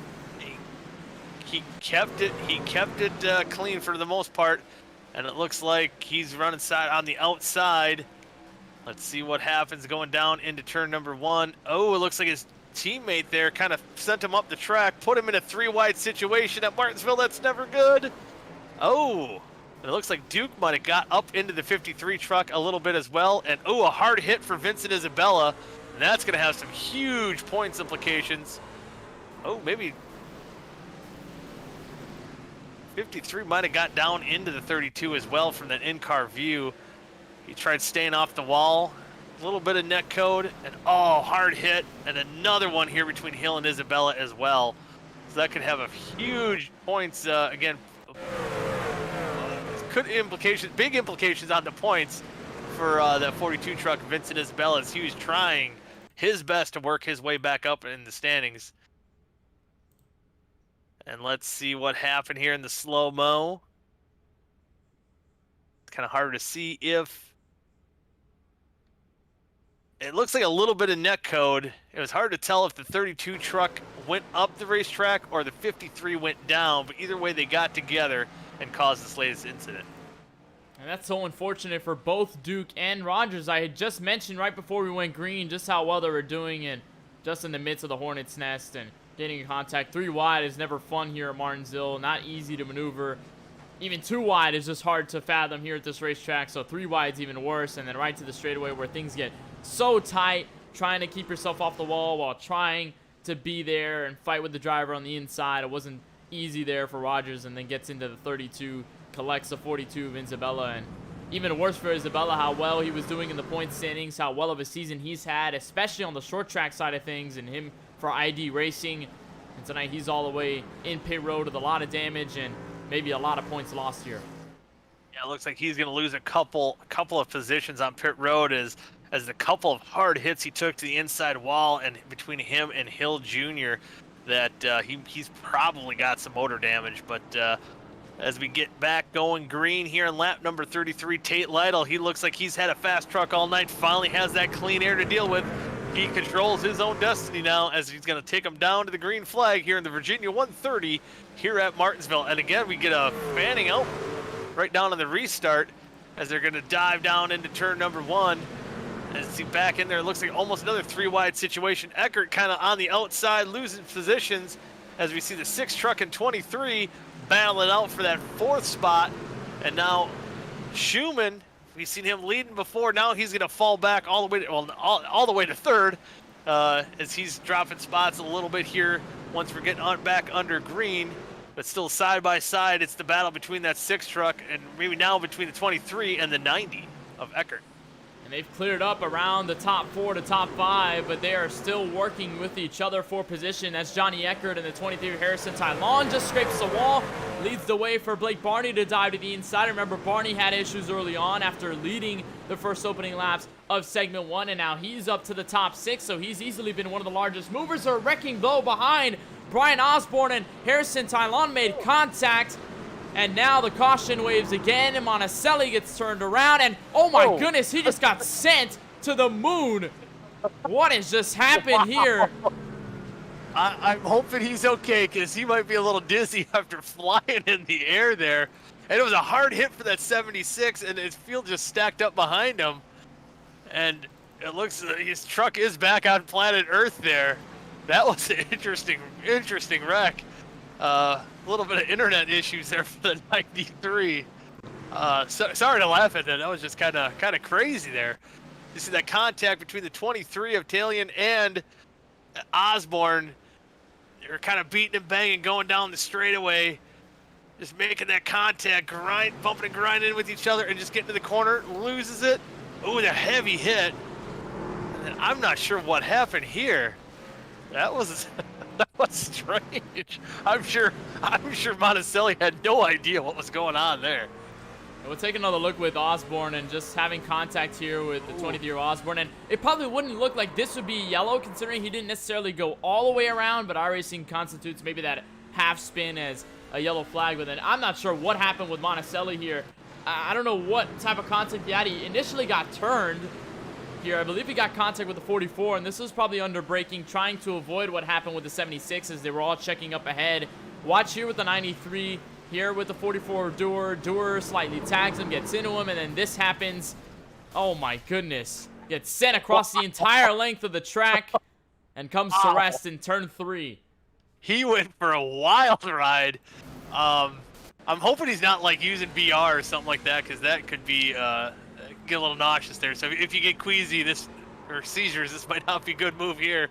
And just went flying through the air. Wow. I'll give him at least like an 8.5 on the landing though, Kenneth. That was you got to give him style points. There was a couple flips in the air. Looked like a snowboarder out there from the Olympics. I mean, figure skater, like a triple axle. You know, it's a pretty good move. Yeah, I mean, that I'd call that a first I've seen in this sim. I've never seen a car just launch like that prior. One time I remember running a street stock race with some of my friends who raced at Homestead. There was only one incident where I saw it. It was kind of like that, where one of the competitors, he got turned around at the entrance of turn 1, and then I guess the apron might have glitched the car, and the car just goes 486 miles per hour. It just gets sent all the way to the sky. That's, I think, the most comparative I see this, but at Martinsville with these trucks in this kind of scenario, that's a first for sure. Yeah, you know, this is a racing simulator. They try to get it as real as possible, but sometimes, you know, being a computer game or, you know, on a computer on the internet, there are some glitches involved, and that was certainly one case. I've seen that, you know, several times in practice, guys kind of farting around and hitting each other at full speed. I've never seen that with such a slight amount of contact. So that was pretty interesting to see there, but again, good landing there for Monticelli, and unfortunate for his night to end on such a crazy wild ride for him. We're going to go back green here on lap number 41 as Tate Lytle's going to lead him to the green flag. And here we go as it gets the field. Ooh, looks like Lytle got a little loose. That's going to leave the door open, and contact between him and the 39 truck. They're able to keep it going, but that field's going to bunch up. And look at who's back up front. The 6 truck of Gerald Campbell. Where did he come from? All the way back from about the 5th position to the lead. And how about your stage 1 winner, Johnny Eckert? He's battling out for the 2nd spot. Tate Lytle in the wall. Just not a good restart for him. As how about this? And how about Blake Barney? He had some bad luck, internet issues in stage number 1. He's throwing his hat into the ring, trying to get back up into the top 3. Here coming down to lap 43. And that contact between Tate Lytle and Aiden Kirker diving into turn 1 was like a door busting wide open, allowed these 3 to come up to the top 3 and now fight for this position with about 22 laps to go. Here from the paperclip, Campbell in familiar territory back up front, and what looked like a complete opposite segment 1, but don't look now. Johnny Eckert is still on the charge. Blake Barney, all 3 of them have been strong so far tonight, and they could pose something to say, but right now, Campbell holds control. Campbell holds control, but I'm sure Johnny Eckert, he wants to get that broom out. He wants to pull off the Martinsville sweep as he's trying to keep up with that 6 truck of Gerald Campbell, but we know with the luck that he's been having recently, he's going to want to stay up front, and he's going to do whatever he can. As you look on the onboard camera here of Johnny Eckert, he's got a good run out of 2. Oh, tries to stay out of the back end of that blimp fishing Chevrolet of Gerald Campbell. But, you know, if you're Eckert, you get a pretty good points day off of stage number 1, and you know that points leader is ahead of you. That's one guy for sure you want to beat if you want to be in contention for a playoff spot. But as of right now, he's going to sit there right behind Gerald Campbell. And right now, for the most part, the field's single file, kind of keeping it clean so far. As he Tate Lytle, after leading, falling all the way back into 5th. He got loose on that restart, got into the wall, and unfortunate for him, he loses that top 5 position. But how about Gabriel Edwards? We've seen some of the rough luck that he's had. He's worked his way back into the top 10, and Schumann kind of going the wrong way as well. He's fallen all the way back to 8th. Yeah, he has not had a nice beginning to this race. He's fallen significantly ever since the drop of the green flag. But what I'm going to notice here is that this is the first time, Michael, we're seeing a proper green flag run, whether it be 5 laps or whatever. It is still a green flag run nonetheless. We have not seen any of these drivers carry their trucks through a semi-long run, and how well they keep the tires underneath them. And you're seeing the top 3 clustering up once again. The top 2 was at sort of a breakaway, but now it's the 3. Blake Barney, look at him forcing the bumper a little bit in a 1 and 2. He wants to get by the 90 of Eckert for that 2nd spot, and all 3 of these drivers have been so competitive on the short tracks. Eckert most notably being here tonight, and they are all within less than a second of each other as they cross the line for lap 50. And they're bumper to bumper to bumper right there for a little bit. And now even Kirker looks like he's going to try to throw his hat into the ring as well. And it looks like right now maybe Blake Barney might be the fastest truck out of the 3. But maybe Kirker wants to say otherwise. See what he can do once he catches up to the top 2. As it looks like Eckert cannot quite get to that position to make a move on the 6th truck of Gerald Campbell. But again, as also that 00 of Blake Barney really can't quite make the move to pass Eckert as well. So as of right now, it looks like, maybe washed up the track a little bit. That 6th truck getting a little loose coming out of the corner as we hit lap number 52. As he's kind of not running that bottom line. That opens the door here for Eckert. Eckert's going to go dive on the inside for the lead. They're going to be drag racing down the backstretch. And they're going to go hard in the brakes in turn number 3. And he can't quite get that move, and see if he can get that run on the inside. And Campbell doing a heck of a job trying to hold off that lead. But here, washing up the track. And the caution might have saved Campbell there, as he was just about to lose the lead. And saved by the caution is Gerald Campbell in the 6th truck. So lucky for him, and Talion going around in that 23 machine. I think he was running back in about the 13th, 14th spot. And it might have been contact between the 44 of Dustin Dewar and the 23 truck of Harrison Talion as they were kind of battling for that 13th position. We'll see what happened. It looks like the 93 truck maybe stacked him up a little bit. Dewar thought he might have had a hole in the inside. And it looks, there might have been another incident involved there as well.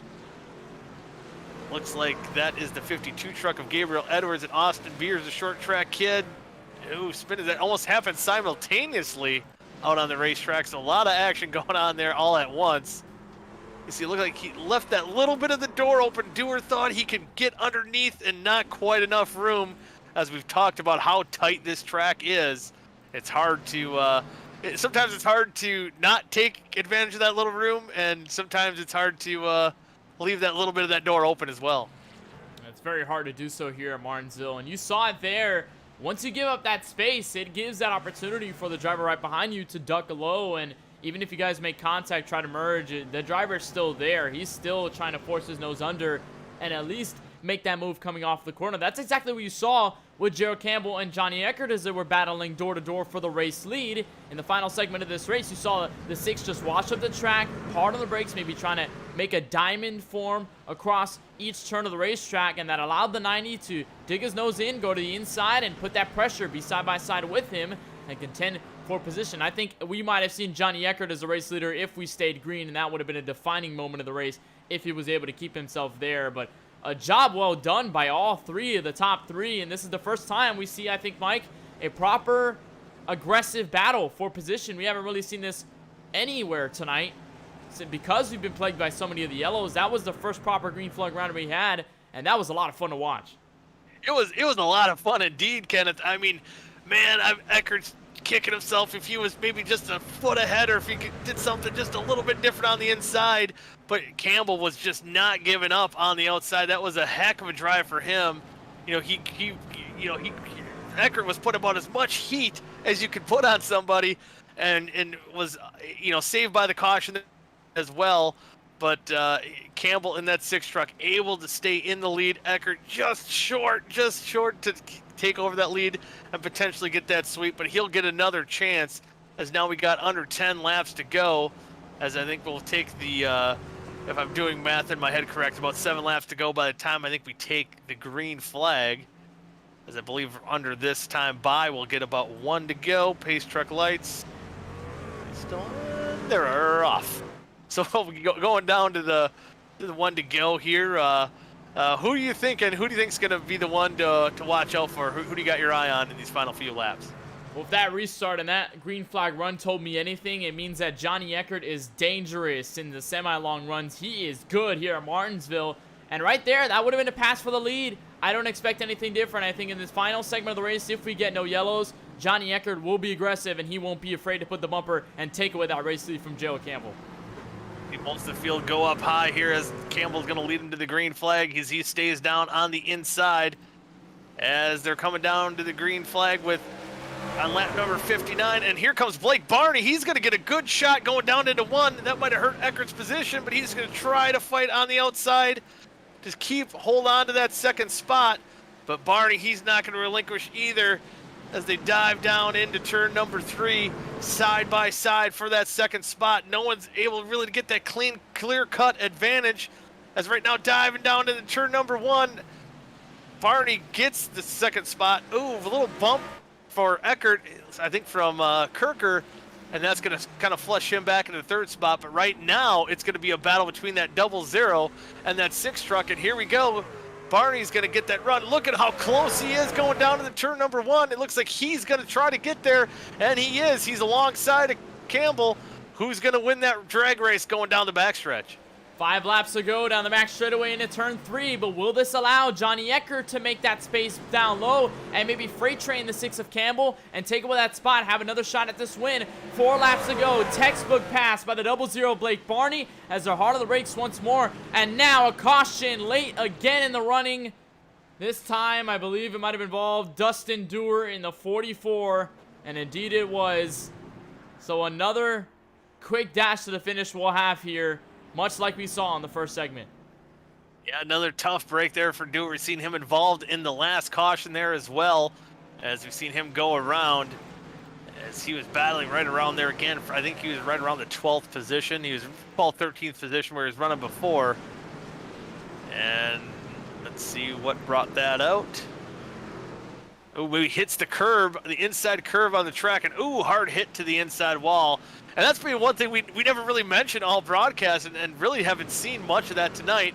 But you see how that curve is raised on the track, and if you get your inside tires, your left side tires on that curve, as we see right there hitting them, and that will throw your car for a tailspin, as we just seen there by the 44 truck and Dewar. And we really haven't talked about that much. I think that's also a very good point, because most of the time we've seen self spins either by help of a driver or mostly just putting in the gas at the wrong time and the tire spin just carries the car around. But yeah, that curb does pose a little bit of a danger, because if you put those left sides on there, it could really unsettle the car. It could very well slow the car down. I think we've seen that a couple times here tonight in both segments of the race.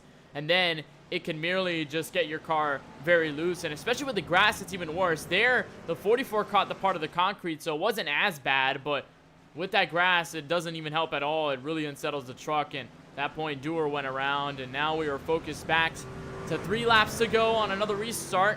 How well does Barney defend here? Does Campbell put the bumper, or what happens? How aggressive will Campbell be for this segment win?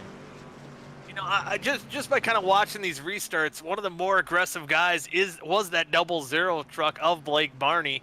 So now that he's going to be controlling the restarts, I think he's going to have a pretty good advantage coming down to this green-white checkered. But we've seen, you know, Campbell, you know, he might not have the fastest truck out there, but he was fighting like a pit bull on the outside for that lead. And, you know, he was probably hanging on better than most. And if he can get himself in position and maybe get a good restart and get that nose under the 00, he might be able to get back up there and battle up for that top spot. And if that even happens, watch out for that 90 truck of Eckert, as you know, he could take full advantage of those two guys racing and regroup himself and try to get back up front and pull off that Martinsville sweep. And we'll have to see. I mean, Blake Barney is so strong on the short tracks.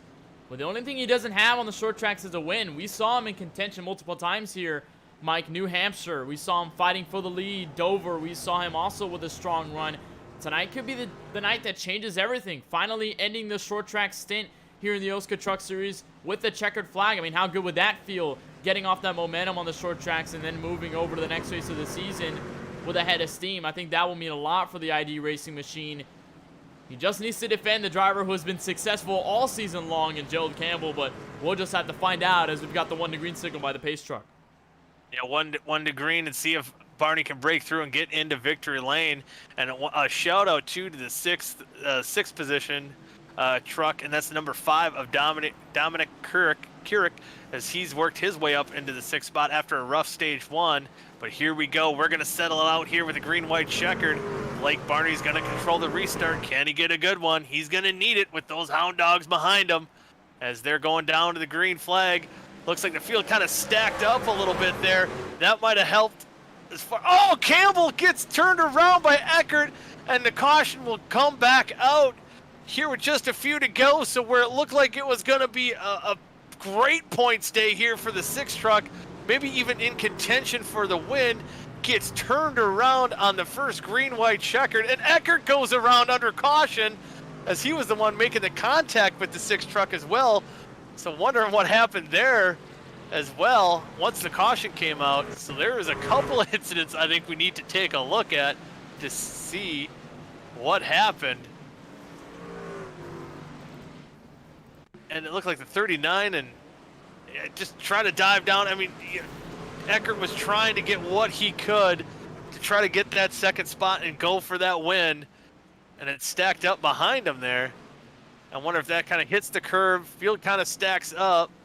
Oh, it looks like Eckert hit the curve there. Kirker hit the curb, got into Eckert, and then kind of stacked up the field behind them as well. So, whew, that was a pretty eventful, a couple corners there on this green-white checkered restart. A big crash, and I'm not sure whether Eckert will get his positions back. He's currently sitting 12th right now. I think that crash may have lost him all the track position here, and that will be very tough as he's going to go down pit road this time by. That is certainly going to really upset the driver of the 90 there. Losing all of that track position, had a chance to win this race, and is now probably in a deep hole. But that does put Blake Barney in clear sights to the checkered flag, albeit Tate Lytle and Dominic Keurig are back in this picture. Remember, Keurig and Tate Lytle, they finished in the top 3, or I believe the entire top 3 finished top 3 at Dover in the 2nd segment last week, just in a different order, with Lytle winning. I believe Barney was 2nd and Keurig was 3rd. So the top 3 from Dover last week have found themselves back in the mix. Look at Steven Schumann with a shot. He's in 4th. Remember, he fell back a good amount. He's now back in the mix. David Carpenter has a lot of damage on his truck, but he still has a chance to muster a decent finish out of his 71 truck. There's a lot of drivers here in this mix, Mike, that can really put a statement to the fight in just a couple of laps. Yeah, and we've seen the power by Tate Lytle, what he did to get up into the lead early on in the race, but on one of those restarts where he got loose and kind of fell back to where he was, able to work back up into the 2nd position. So don't count out that 56 truck of Tate Lytle. And again, Keurig, how about that? He was kind of knocked out early in that first stage. We just brought him up right before we went green in the last green-white checkered restart. Kept his nose clean after all that mayhem, all the way up into the 3rd spot. Looking to keep it clean and get a good solid points night here. So now it's going to be, I think, a pretty big battle between those 2 Toyotas up front, between Blake Barney and Tate Lytle. We'll see who gets it done as we're going down to another green-white checkered restart. Here's our 2nd one in the Virginia 130 here for the OSCA Series here at Martinsville Speedway, as Blake Barney's going to once again kind of lead them to the green flag, kind of slower pace than some drivers have. And the flagman's waving the green flag, and here we go. And Schumann getting a good restart. Ooh, Lytle gets a little loose going down into turn number 1. Schumann's going to try to battle there 3 wide there for a second. And oh, looks like there's contact. The 96 truck in the wall, heavy hit, and a caution's going to come out. We haven't settled this one yet. And big crash behind, and there was a lot of contact everywhere diving to turn 1. And for Tepe, it was the end of it all as he went sailing to the outside barrier. It was not easy for Tepe, and we'll take a look and see exactly what happened, but it did not look pretty there. Yeah, that did not look pretty at all. It looked like a hard hit, and it looked like the field kind of stacked up on that restart.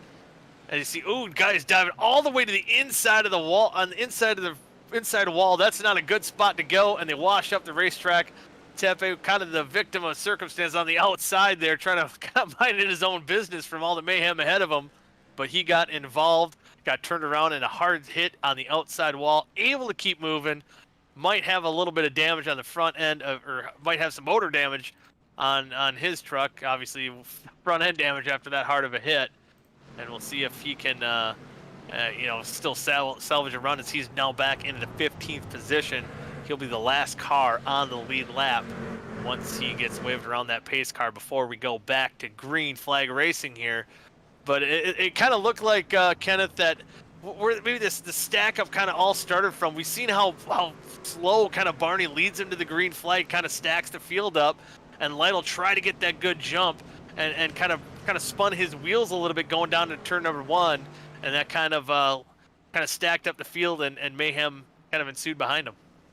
Yeah, and that's one of the strategies that we see. A lot of drivers tend to get early starts, jump out ahead of the field first, but I think Barney is doing just that, where he pretty much stacks the field, waits for them to anticipate when he goes, but then he just gets a long or a very good jump and a very large launch to the front of the field to go to turn 1. But it was not as easy for guys like Tate Lytle, Steven Schumann. They were in the mix of it all, pretty much 3 wide, trying to make space for each other there in the restarts. And again, we get pushed into another green-white checkered attempt, and wondering whether this might be the final one if we get to the checkered flag this time. And hopefully we'll end up seeing what that happens and whether Lytle will try to make a move here. Yeah, we'll see if he can get it done. And I think sometimes what happens when you stack up those restarts as well as you've seen, I think Schumann almost tuck his nose underneath Tate Lytle going down into turn number 1. So that kind of puts Lytle in a defensive position where he probably wants to play offense on these restarts and wasn't quite able to do so. And how about still talking about some of these trucks that have working their way back up.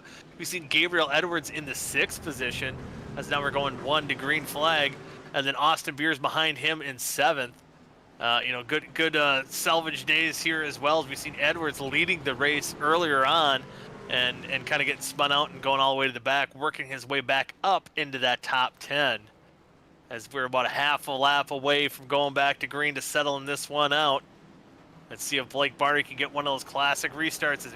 As you see, he's kind of slows that field up, stacks them all up, see if anyone can get a good jump. Right now, it doesn't look like it's going to be Tate Lytle. He's pretty close. We'll see if he can keep it where he doesn't spin the tires. And here we go once again. We're going to sell it here for the Virginia 130 here at Martinsville stage number 2. Lytle gets a decent restart. Tries to stay on that back bumper of Blake Barney as they're coming out of turn number 2. And let's see. Ooh, looks like Barney might have gotten the wall a little bit, but didn't look like it slowed down his momentum. And here we're coming on to turn number 4. 1 more lap to go. Who's going to win it? And behind, they're kind of settling out for the top 5 positions. But right now, Barney is in control. Looks like a car truck went around Dusty Dewar. He's going to try to stay out of the way. Barney's pulling away. And right now, there's contact between Schumann and Keurig, as that's going to wreck their top 5 days. And here comes Blake Barney across the line. He's going to take stage number 2, drifting around the corner, finally breaking through, getting into victory lane. Tate Lytle 2nd, David Carpenter 3rd, Austin Beers 4th, and Harrison Talion comes home in 5th.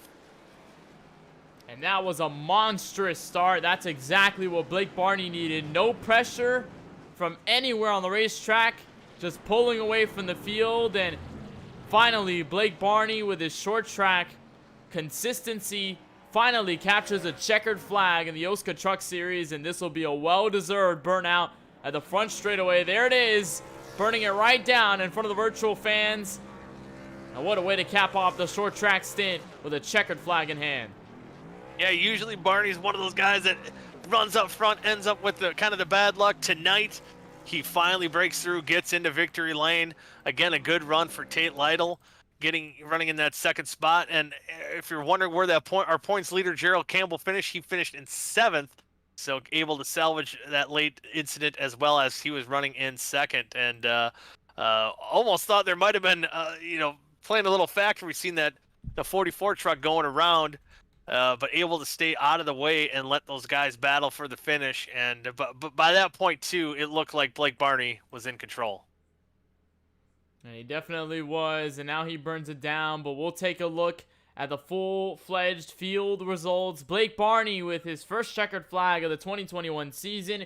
He finally gets a win on a short track here at Martinsville. Tate Lytle winning the second segment at Dover. He will end up second at the start-finish line of the checkered flag. David Carpenter, a solid finish in segment 1, followed by a solid segment 2, and a finish there in P number 3. Austin Beers rebounding back to 4th, with Harrison Tylon in the number 23 finishing just inside the top 5. How about a comeback for Johnny Ecker getting spun earlier in one of the green-white checkered starts? He ends up 6th at the checkered flag, with Gerald Campbell points leader behind. Solid finish to 7th. Aiden Kirker in the 39. Up and down night will land him 8th. Matt Arcara in the 45 will be 9th. And rounding out the top 10 will be the 52 of Gabriel Edwards. Yeah, as we go down through the rest of running order, Brandon Key ending up 11th. Schumann kind of falling all the way back. He must have got an incident there, falling back to 12th. Tepe able to get 13th after that heavy hit under the green-white checkered. One green-white checkered restart. Curate, oh man, he was running in the top 5. We were talking about him. Falls all the way back to 14th. Dustin Dewar 15th, and you check out the rest of the running order there. A lot of those guys had earlier troubles and weren't quite able to finish the race.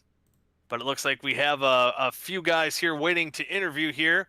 We're going to pull, right now we do have our second place finisher, Tate Lytle. We'll bring him into, there we go. Bring him into the broadcast room here. Tate Lytle, our second place finisher in stage number 2. Tate, we've seen you lead a few laps here in stage number 2. Looked like that one restart, it got a little hairy for you, but did you think you had anything for Barney there at the end? I don't think I had anything for Barney. I don't know how much practice he got. Obviously, he's a really good short track racer. He races modifieds up in the Northeast. But my first lap was qualifying because I got home so late. And obviously that first race, I don't think I had a full green flag lap to like lap 30. So, I mean, I don't know. I just really wasn't real comfortable with the truck and track. And I tried on that restart. I was getting a good, decent jump, but just he was getting off the corner so much better than me. I didn't have anything for him, but I mean, it's a decent points night. I'm not sure if I'm able to race the next couple weeks. Who knows with work, but probably put us in a pretty good spot in points. Yeah, it was, I think, a good night to capitalize on the points is you're sitting in the top 10 and getting, I believe, a 4th and a 2nd place finish. But, we do have to note, Tate, that you were the first guy to make a green flag pass for the lead. So, at least you can hang your hat on that without any practice. Yeah. I guess something good happened. Yeah, there you go. I mean, you take something away from it. But I guess other than that, where do we go from here? I mean, obviously, a lot of those laps were held under caution here tonight. Was the main thing, especially with the single file restarts? I'm assuming the big thing here of the night, the big key factor for these drivers was getting a good restart. Yeah, and obviously we had so many restarts because there were so many people that didn't get good restarts. We'd wrecked before we got even to turn 2, so I don't know. I'm glad Vic made it single file. Otherwise, we'd still be on lap 58 of the first race probably. So glad he made it single file. We were able to get a little bit of green flag racing in. Good fun. Yeah, you got to lead a few laps there. Kenneth, you got anything for Tate? Yeah, well, Tate, I mean, this certainly has proved to be a up and down sort of short track stint. Race number 3, race number 4, and now race number 5 here at Martinsville. Does it feel like a breath of fresh air now that you've got some good finishes and now you can finally get away from short tracks for a little bit and go to Kansas at a 1.5 miler for intermediate racing next week? I mean, I feel like Kansas and the truck's going to be like racing Daytona. And if you know me, you know I hate Daytona, so it's probably gonna be pretty rough. Probably gonna be the same thing. A lot of crashes. Might get a decent run at the end of the race because there's only 12 guys left. We'll just have to see how it plays out. I don't even know my work schedule for next week, so I can't even guarantee that I'll be here. But yeah, that's my thoughts about Kansas and the truck. Well, hopefully, your work schedule works out, and you'll be right back here next week, running at Kansas. But before we send you off, Tate, any shout-outs you want to give out? Yeah, you guys for enduring that 130 laps of pain and torture. Vic for putting on Vic's doing the best he can, and he's kicking ass. So thanks to Vic. Days Gone By, check him out on Twitter. Go to their Etsy shop. A lot of cool vintage racing stuff on there. He's loaded, so check that out. And yeah. Well, again, We'll see you next time. yeah, we'll see you next week, and hopefully see you next week. And again, congratulations on a solid point tonight. Thanks, Goody. Have a good one, buddy. Yep. See ya. We'll move him, and then we'll bring in now our third place finisher. But he did finish. Got to know another guy with a good points run, and that's our third place. Sorry. I kind of surprised you there. Yeah. Finished third in heat number 2, but also finished second in heat number 1. So a good points day for that number 71 truck. How'd it feel racing out there tonight? Racing was a little rough. And it feels good to actually finish races, but yeah, it was a little rough. There wasn't that much give and take. Yeah, there's got to be a lot more give and take. I think there's a good group of guys that race in here. But otherwise, the truck felt good. I love Martinsville. It's one of my favorite tracks. It's unfortunate there was so many yellows that we didn't actually get a lot of actual racing in. But I'm happy overall.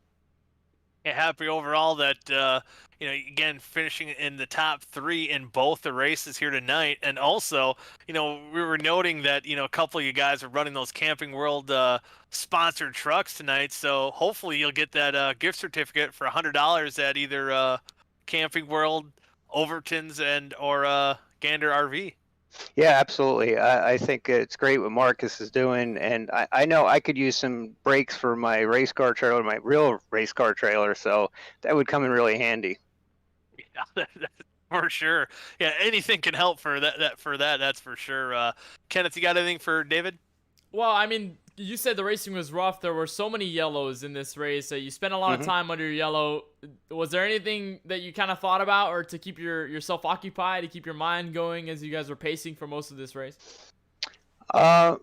Mostly not really keeping my mind occupied. It was just trying to make sure on the next restart that I didn't get somebody jump a start on me, trying to protect my spot without driving through the person in front of me. So there was a lot of that. Like I said, there wasn't really a lot of give and take. Some guys would lay back a little bit, just enough, and try and anticipate the green. And then once the inside line is the only way around this track. If somebody gets their nose on you, you're kind of like hung out to dry. So I noticed that too. A lot of drivers towards the end were they were just all going to the bottom on the restarts and stacking up. So yeah, it was pretty challenging just to at least hold your line.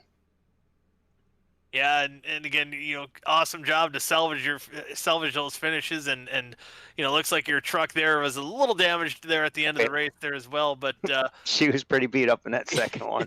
Yeah, and able to still finish in the third spot. But you already talked about Camping World, kind of giving them a shout out. But anyone else you want to give a shout out to tonight? Absolutely, I want to really thank my teammates from ID Racing, Vincent and Shane, and my other teammates that been giving me help along the way as I get more used to these bigger cars, running them bigger tracks and such.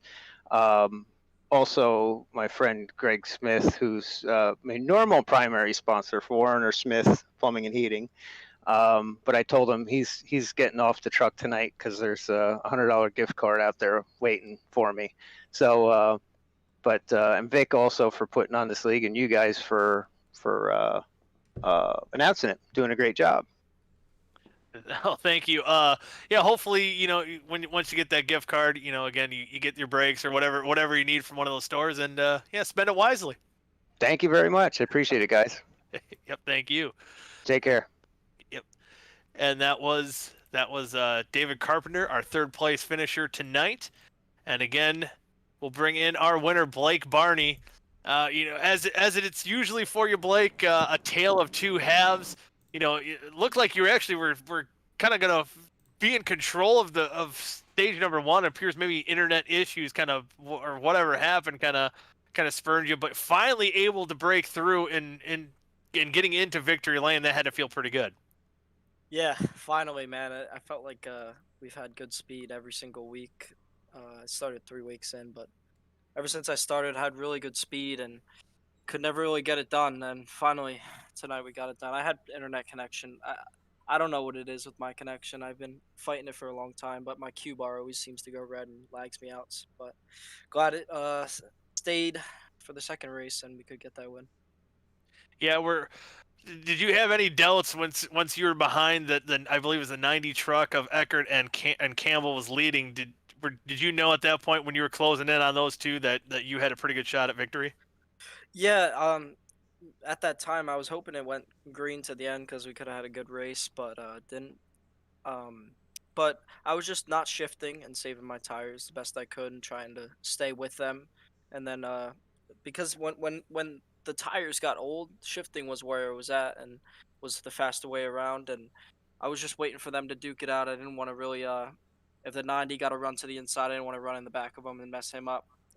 So I was just riding back there, but definitely if it got to 7-8 to go, I'd be pushing the needle with them. And then for sure able to get by him and end up getting the victory here as well. And it looked like one of the key things too for you was getting those restarts, and it kind of looked like you had a different strategy than most. It looks like you kind of bunched up the field behind you, and kind of made them duke it out amongst themselves and kind of kept you in clean territory. Is that kind of a strategy for you here tonight? Well, I mean, they were complaining about the restarts. I thought I kept a pretty good pace speed. I definitely was going maybe a little bit slower than most people were, but it wasn't anything intentional. I was just trying not to let them get a run on me. I felt like if I went faster on the restarts and really tried to, prematurely jump it before the green came out, that they could have got a run. So I just tried to keep them at bay, and ended up working out for me. So. Yeah, it did. It worked out very well for you. Kenneth, you got anything for Barney?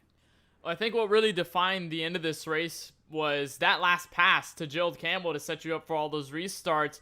And I know what we saw all night long, passing was mostly done on the straightaways, and you really had to force the driver in the corner in order to get any sort of momentum to either drift them up the track or whatnot. But was that the plan for you methodically at that point when you had already got to second? You're right there with Campbell. Was it the decision that you wanted to make the pass on the straightaway to outbreak him in the corner, or did you think the bumper was going to be needed in those final laps? Man, I just wanted to, once I got past that 90 truck, I just wanted to attack right away and not really try to ride behind him and waste time because the caution could have came out and then I could have been stuck behind him for green, white, checkered. So I just wanted to pounce when I could. I got a good run. Like I said, I was saving my tires the best I could, and I was shifting pretty well and getting good runs off the corner, and he was getting a little tight. So just tried to pounce as soon as I could and do it clean and not really. It is exciting to see someone move someone, but everybody was on no one pit the whole race, so it wouldn't have been easy to save it if someone got in the back of you. Yeah, indeed. The tire's been nice and greasy for you. But again, congratulations, Blake, on getting that first win. Any shout-outs you wanna do tonight? Yeah, I just gotta thank ID Racing, a couple of my friends. Just come in here and have fun, so it's a good time every Thursday night, and Maconi Setup Shop for sponsoring me. Awesome, good deal. And again, awesome to see you finally. We've seen that speed all the time, or all season long, and finally being able to break through and get into victory lane. Congratulations, Barney, and hopefully we'll see you right up front there again next week at Kansas. Yeah, man. Mile and a halfs, like I said, aren't my strong suit, but we'll see. Yeah, well, go get them. Well, thank you, Barney, and you have a good night. See you next week. Thanks, guys. Have a good week. You too. Again, that was Blake Barney, our winner here tonight in stage number 2. So again, we talked, Kenneth, some of the displeasure with all the caution flag laps, but at the end of the day, we have 2 winners and of Tate Lytle of Johnny Eckert and Blake Barney. And we'll see how the points will jumble up going into next week at Kansas. And I think next week at Kansas, we should see a little bit more green flag racing. Yeah, we certainly will, especially since it's going to be higher speeds. The trucks will obviously be in better territory. There's not as close of quarters as it is here at Martinsville. I think maybe we've got the worst out of the way, but I think it's going to be a lot of fun over at Kansas. And just like I think what Tate Lytle had said, that it's practically going to be like Daytona. A lot of the draft is going to play a factor. Trucks are mostly going to be almost full throttle the whole way around on fresh tires, so that's also going to be a little bit more fun to watch, especially with some of the tight racing that we may see with the draft. Maybe drivers going 3-4 wide, making some moves and doing all that. I think with the air around them, that'll be a lot of fun. And finally getting this first 3-track short track stint under wraps, and now we finally get to another intermediate. The last time we went was the second race of the season at Homestead, so it's going to be a lot of fun to see how they continue to get used to those. Yes, indeed, and we'll see what happens right here on KBRN as you see the rest of the season schedule. Kansas next week, Gateway after that, Michigan. So we'll see those trucks go wide open. Then we go back to a short track at Bristol, then back to an intermediate track at Vegas, and then round out getting into the playoffs at Phoenix and Texas before going into Kentucky for the final race of the season. But again, kind of a wild, crazy night here tonight for the OSCA Series Virginia 130 here at Martinsville. But we'd like to thank you for tuning in here tonight. Be sure to check us out right here next week, same time, 8:50 p.m. Eastern, here on KBRN. And for Mike Goodman, for Kenneth Bueno, I'm Mike Goodman. Thank you all for tuning in to this week's episode, or this week's race for the OSCA Series, the Virginia 130. See you next time.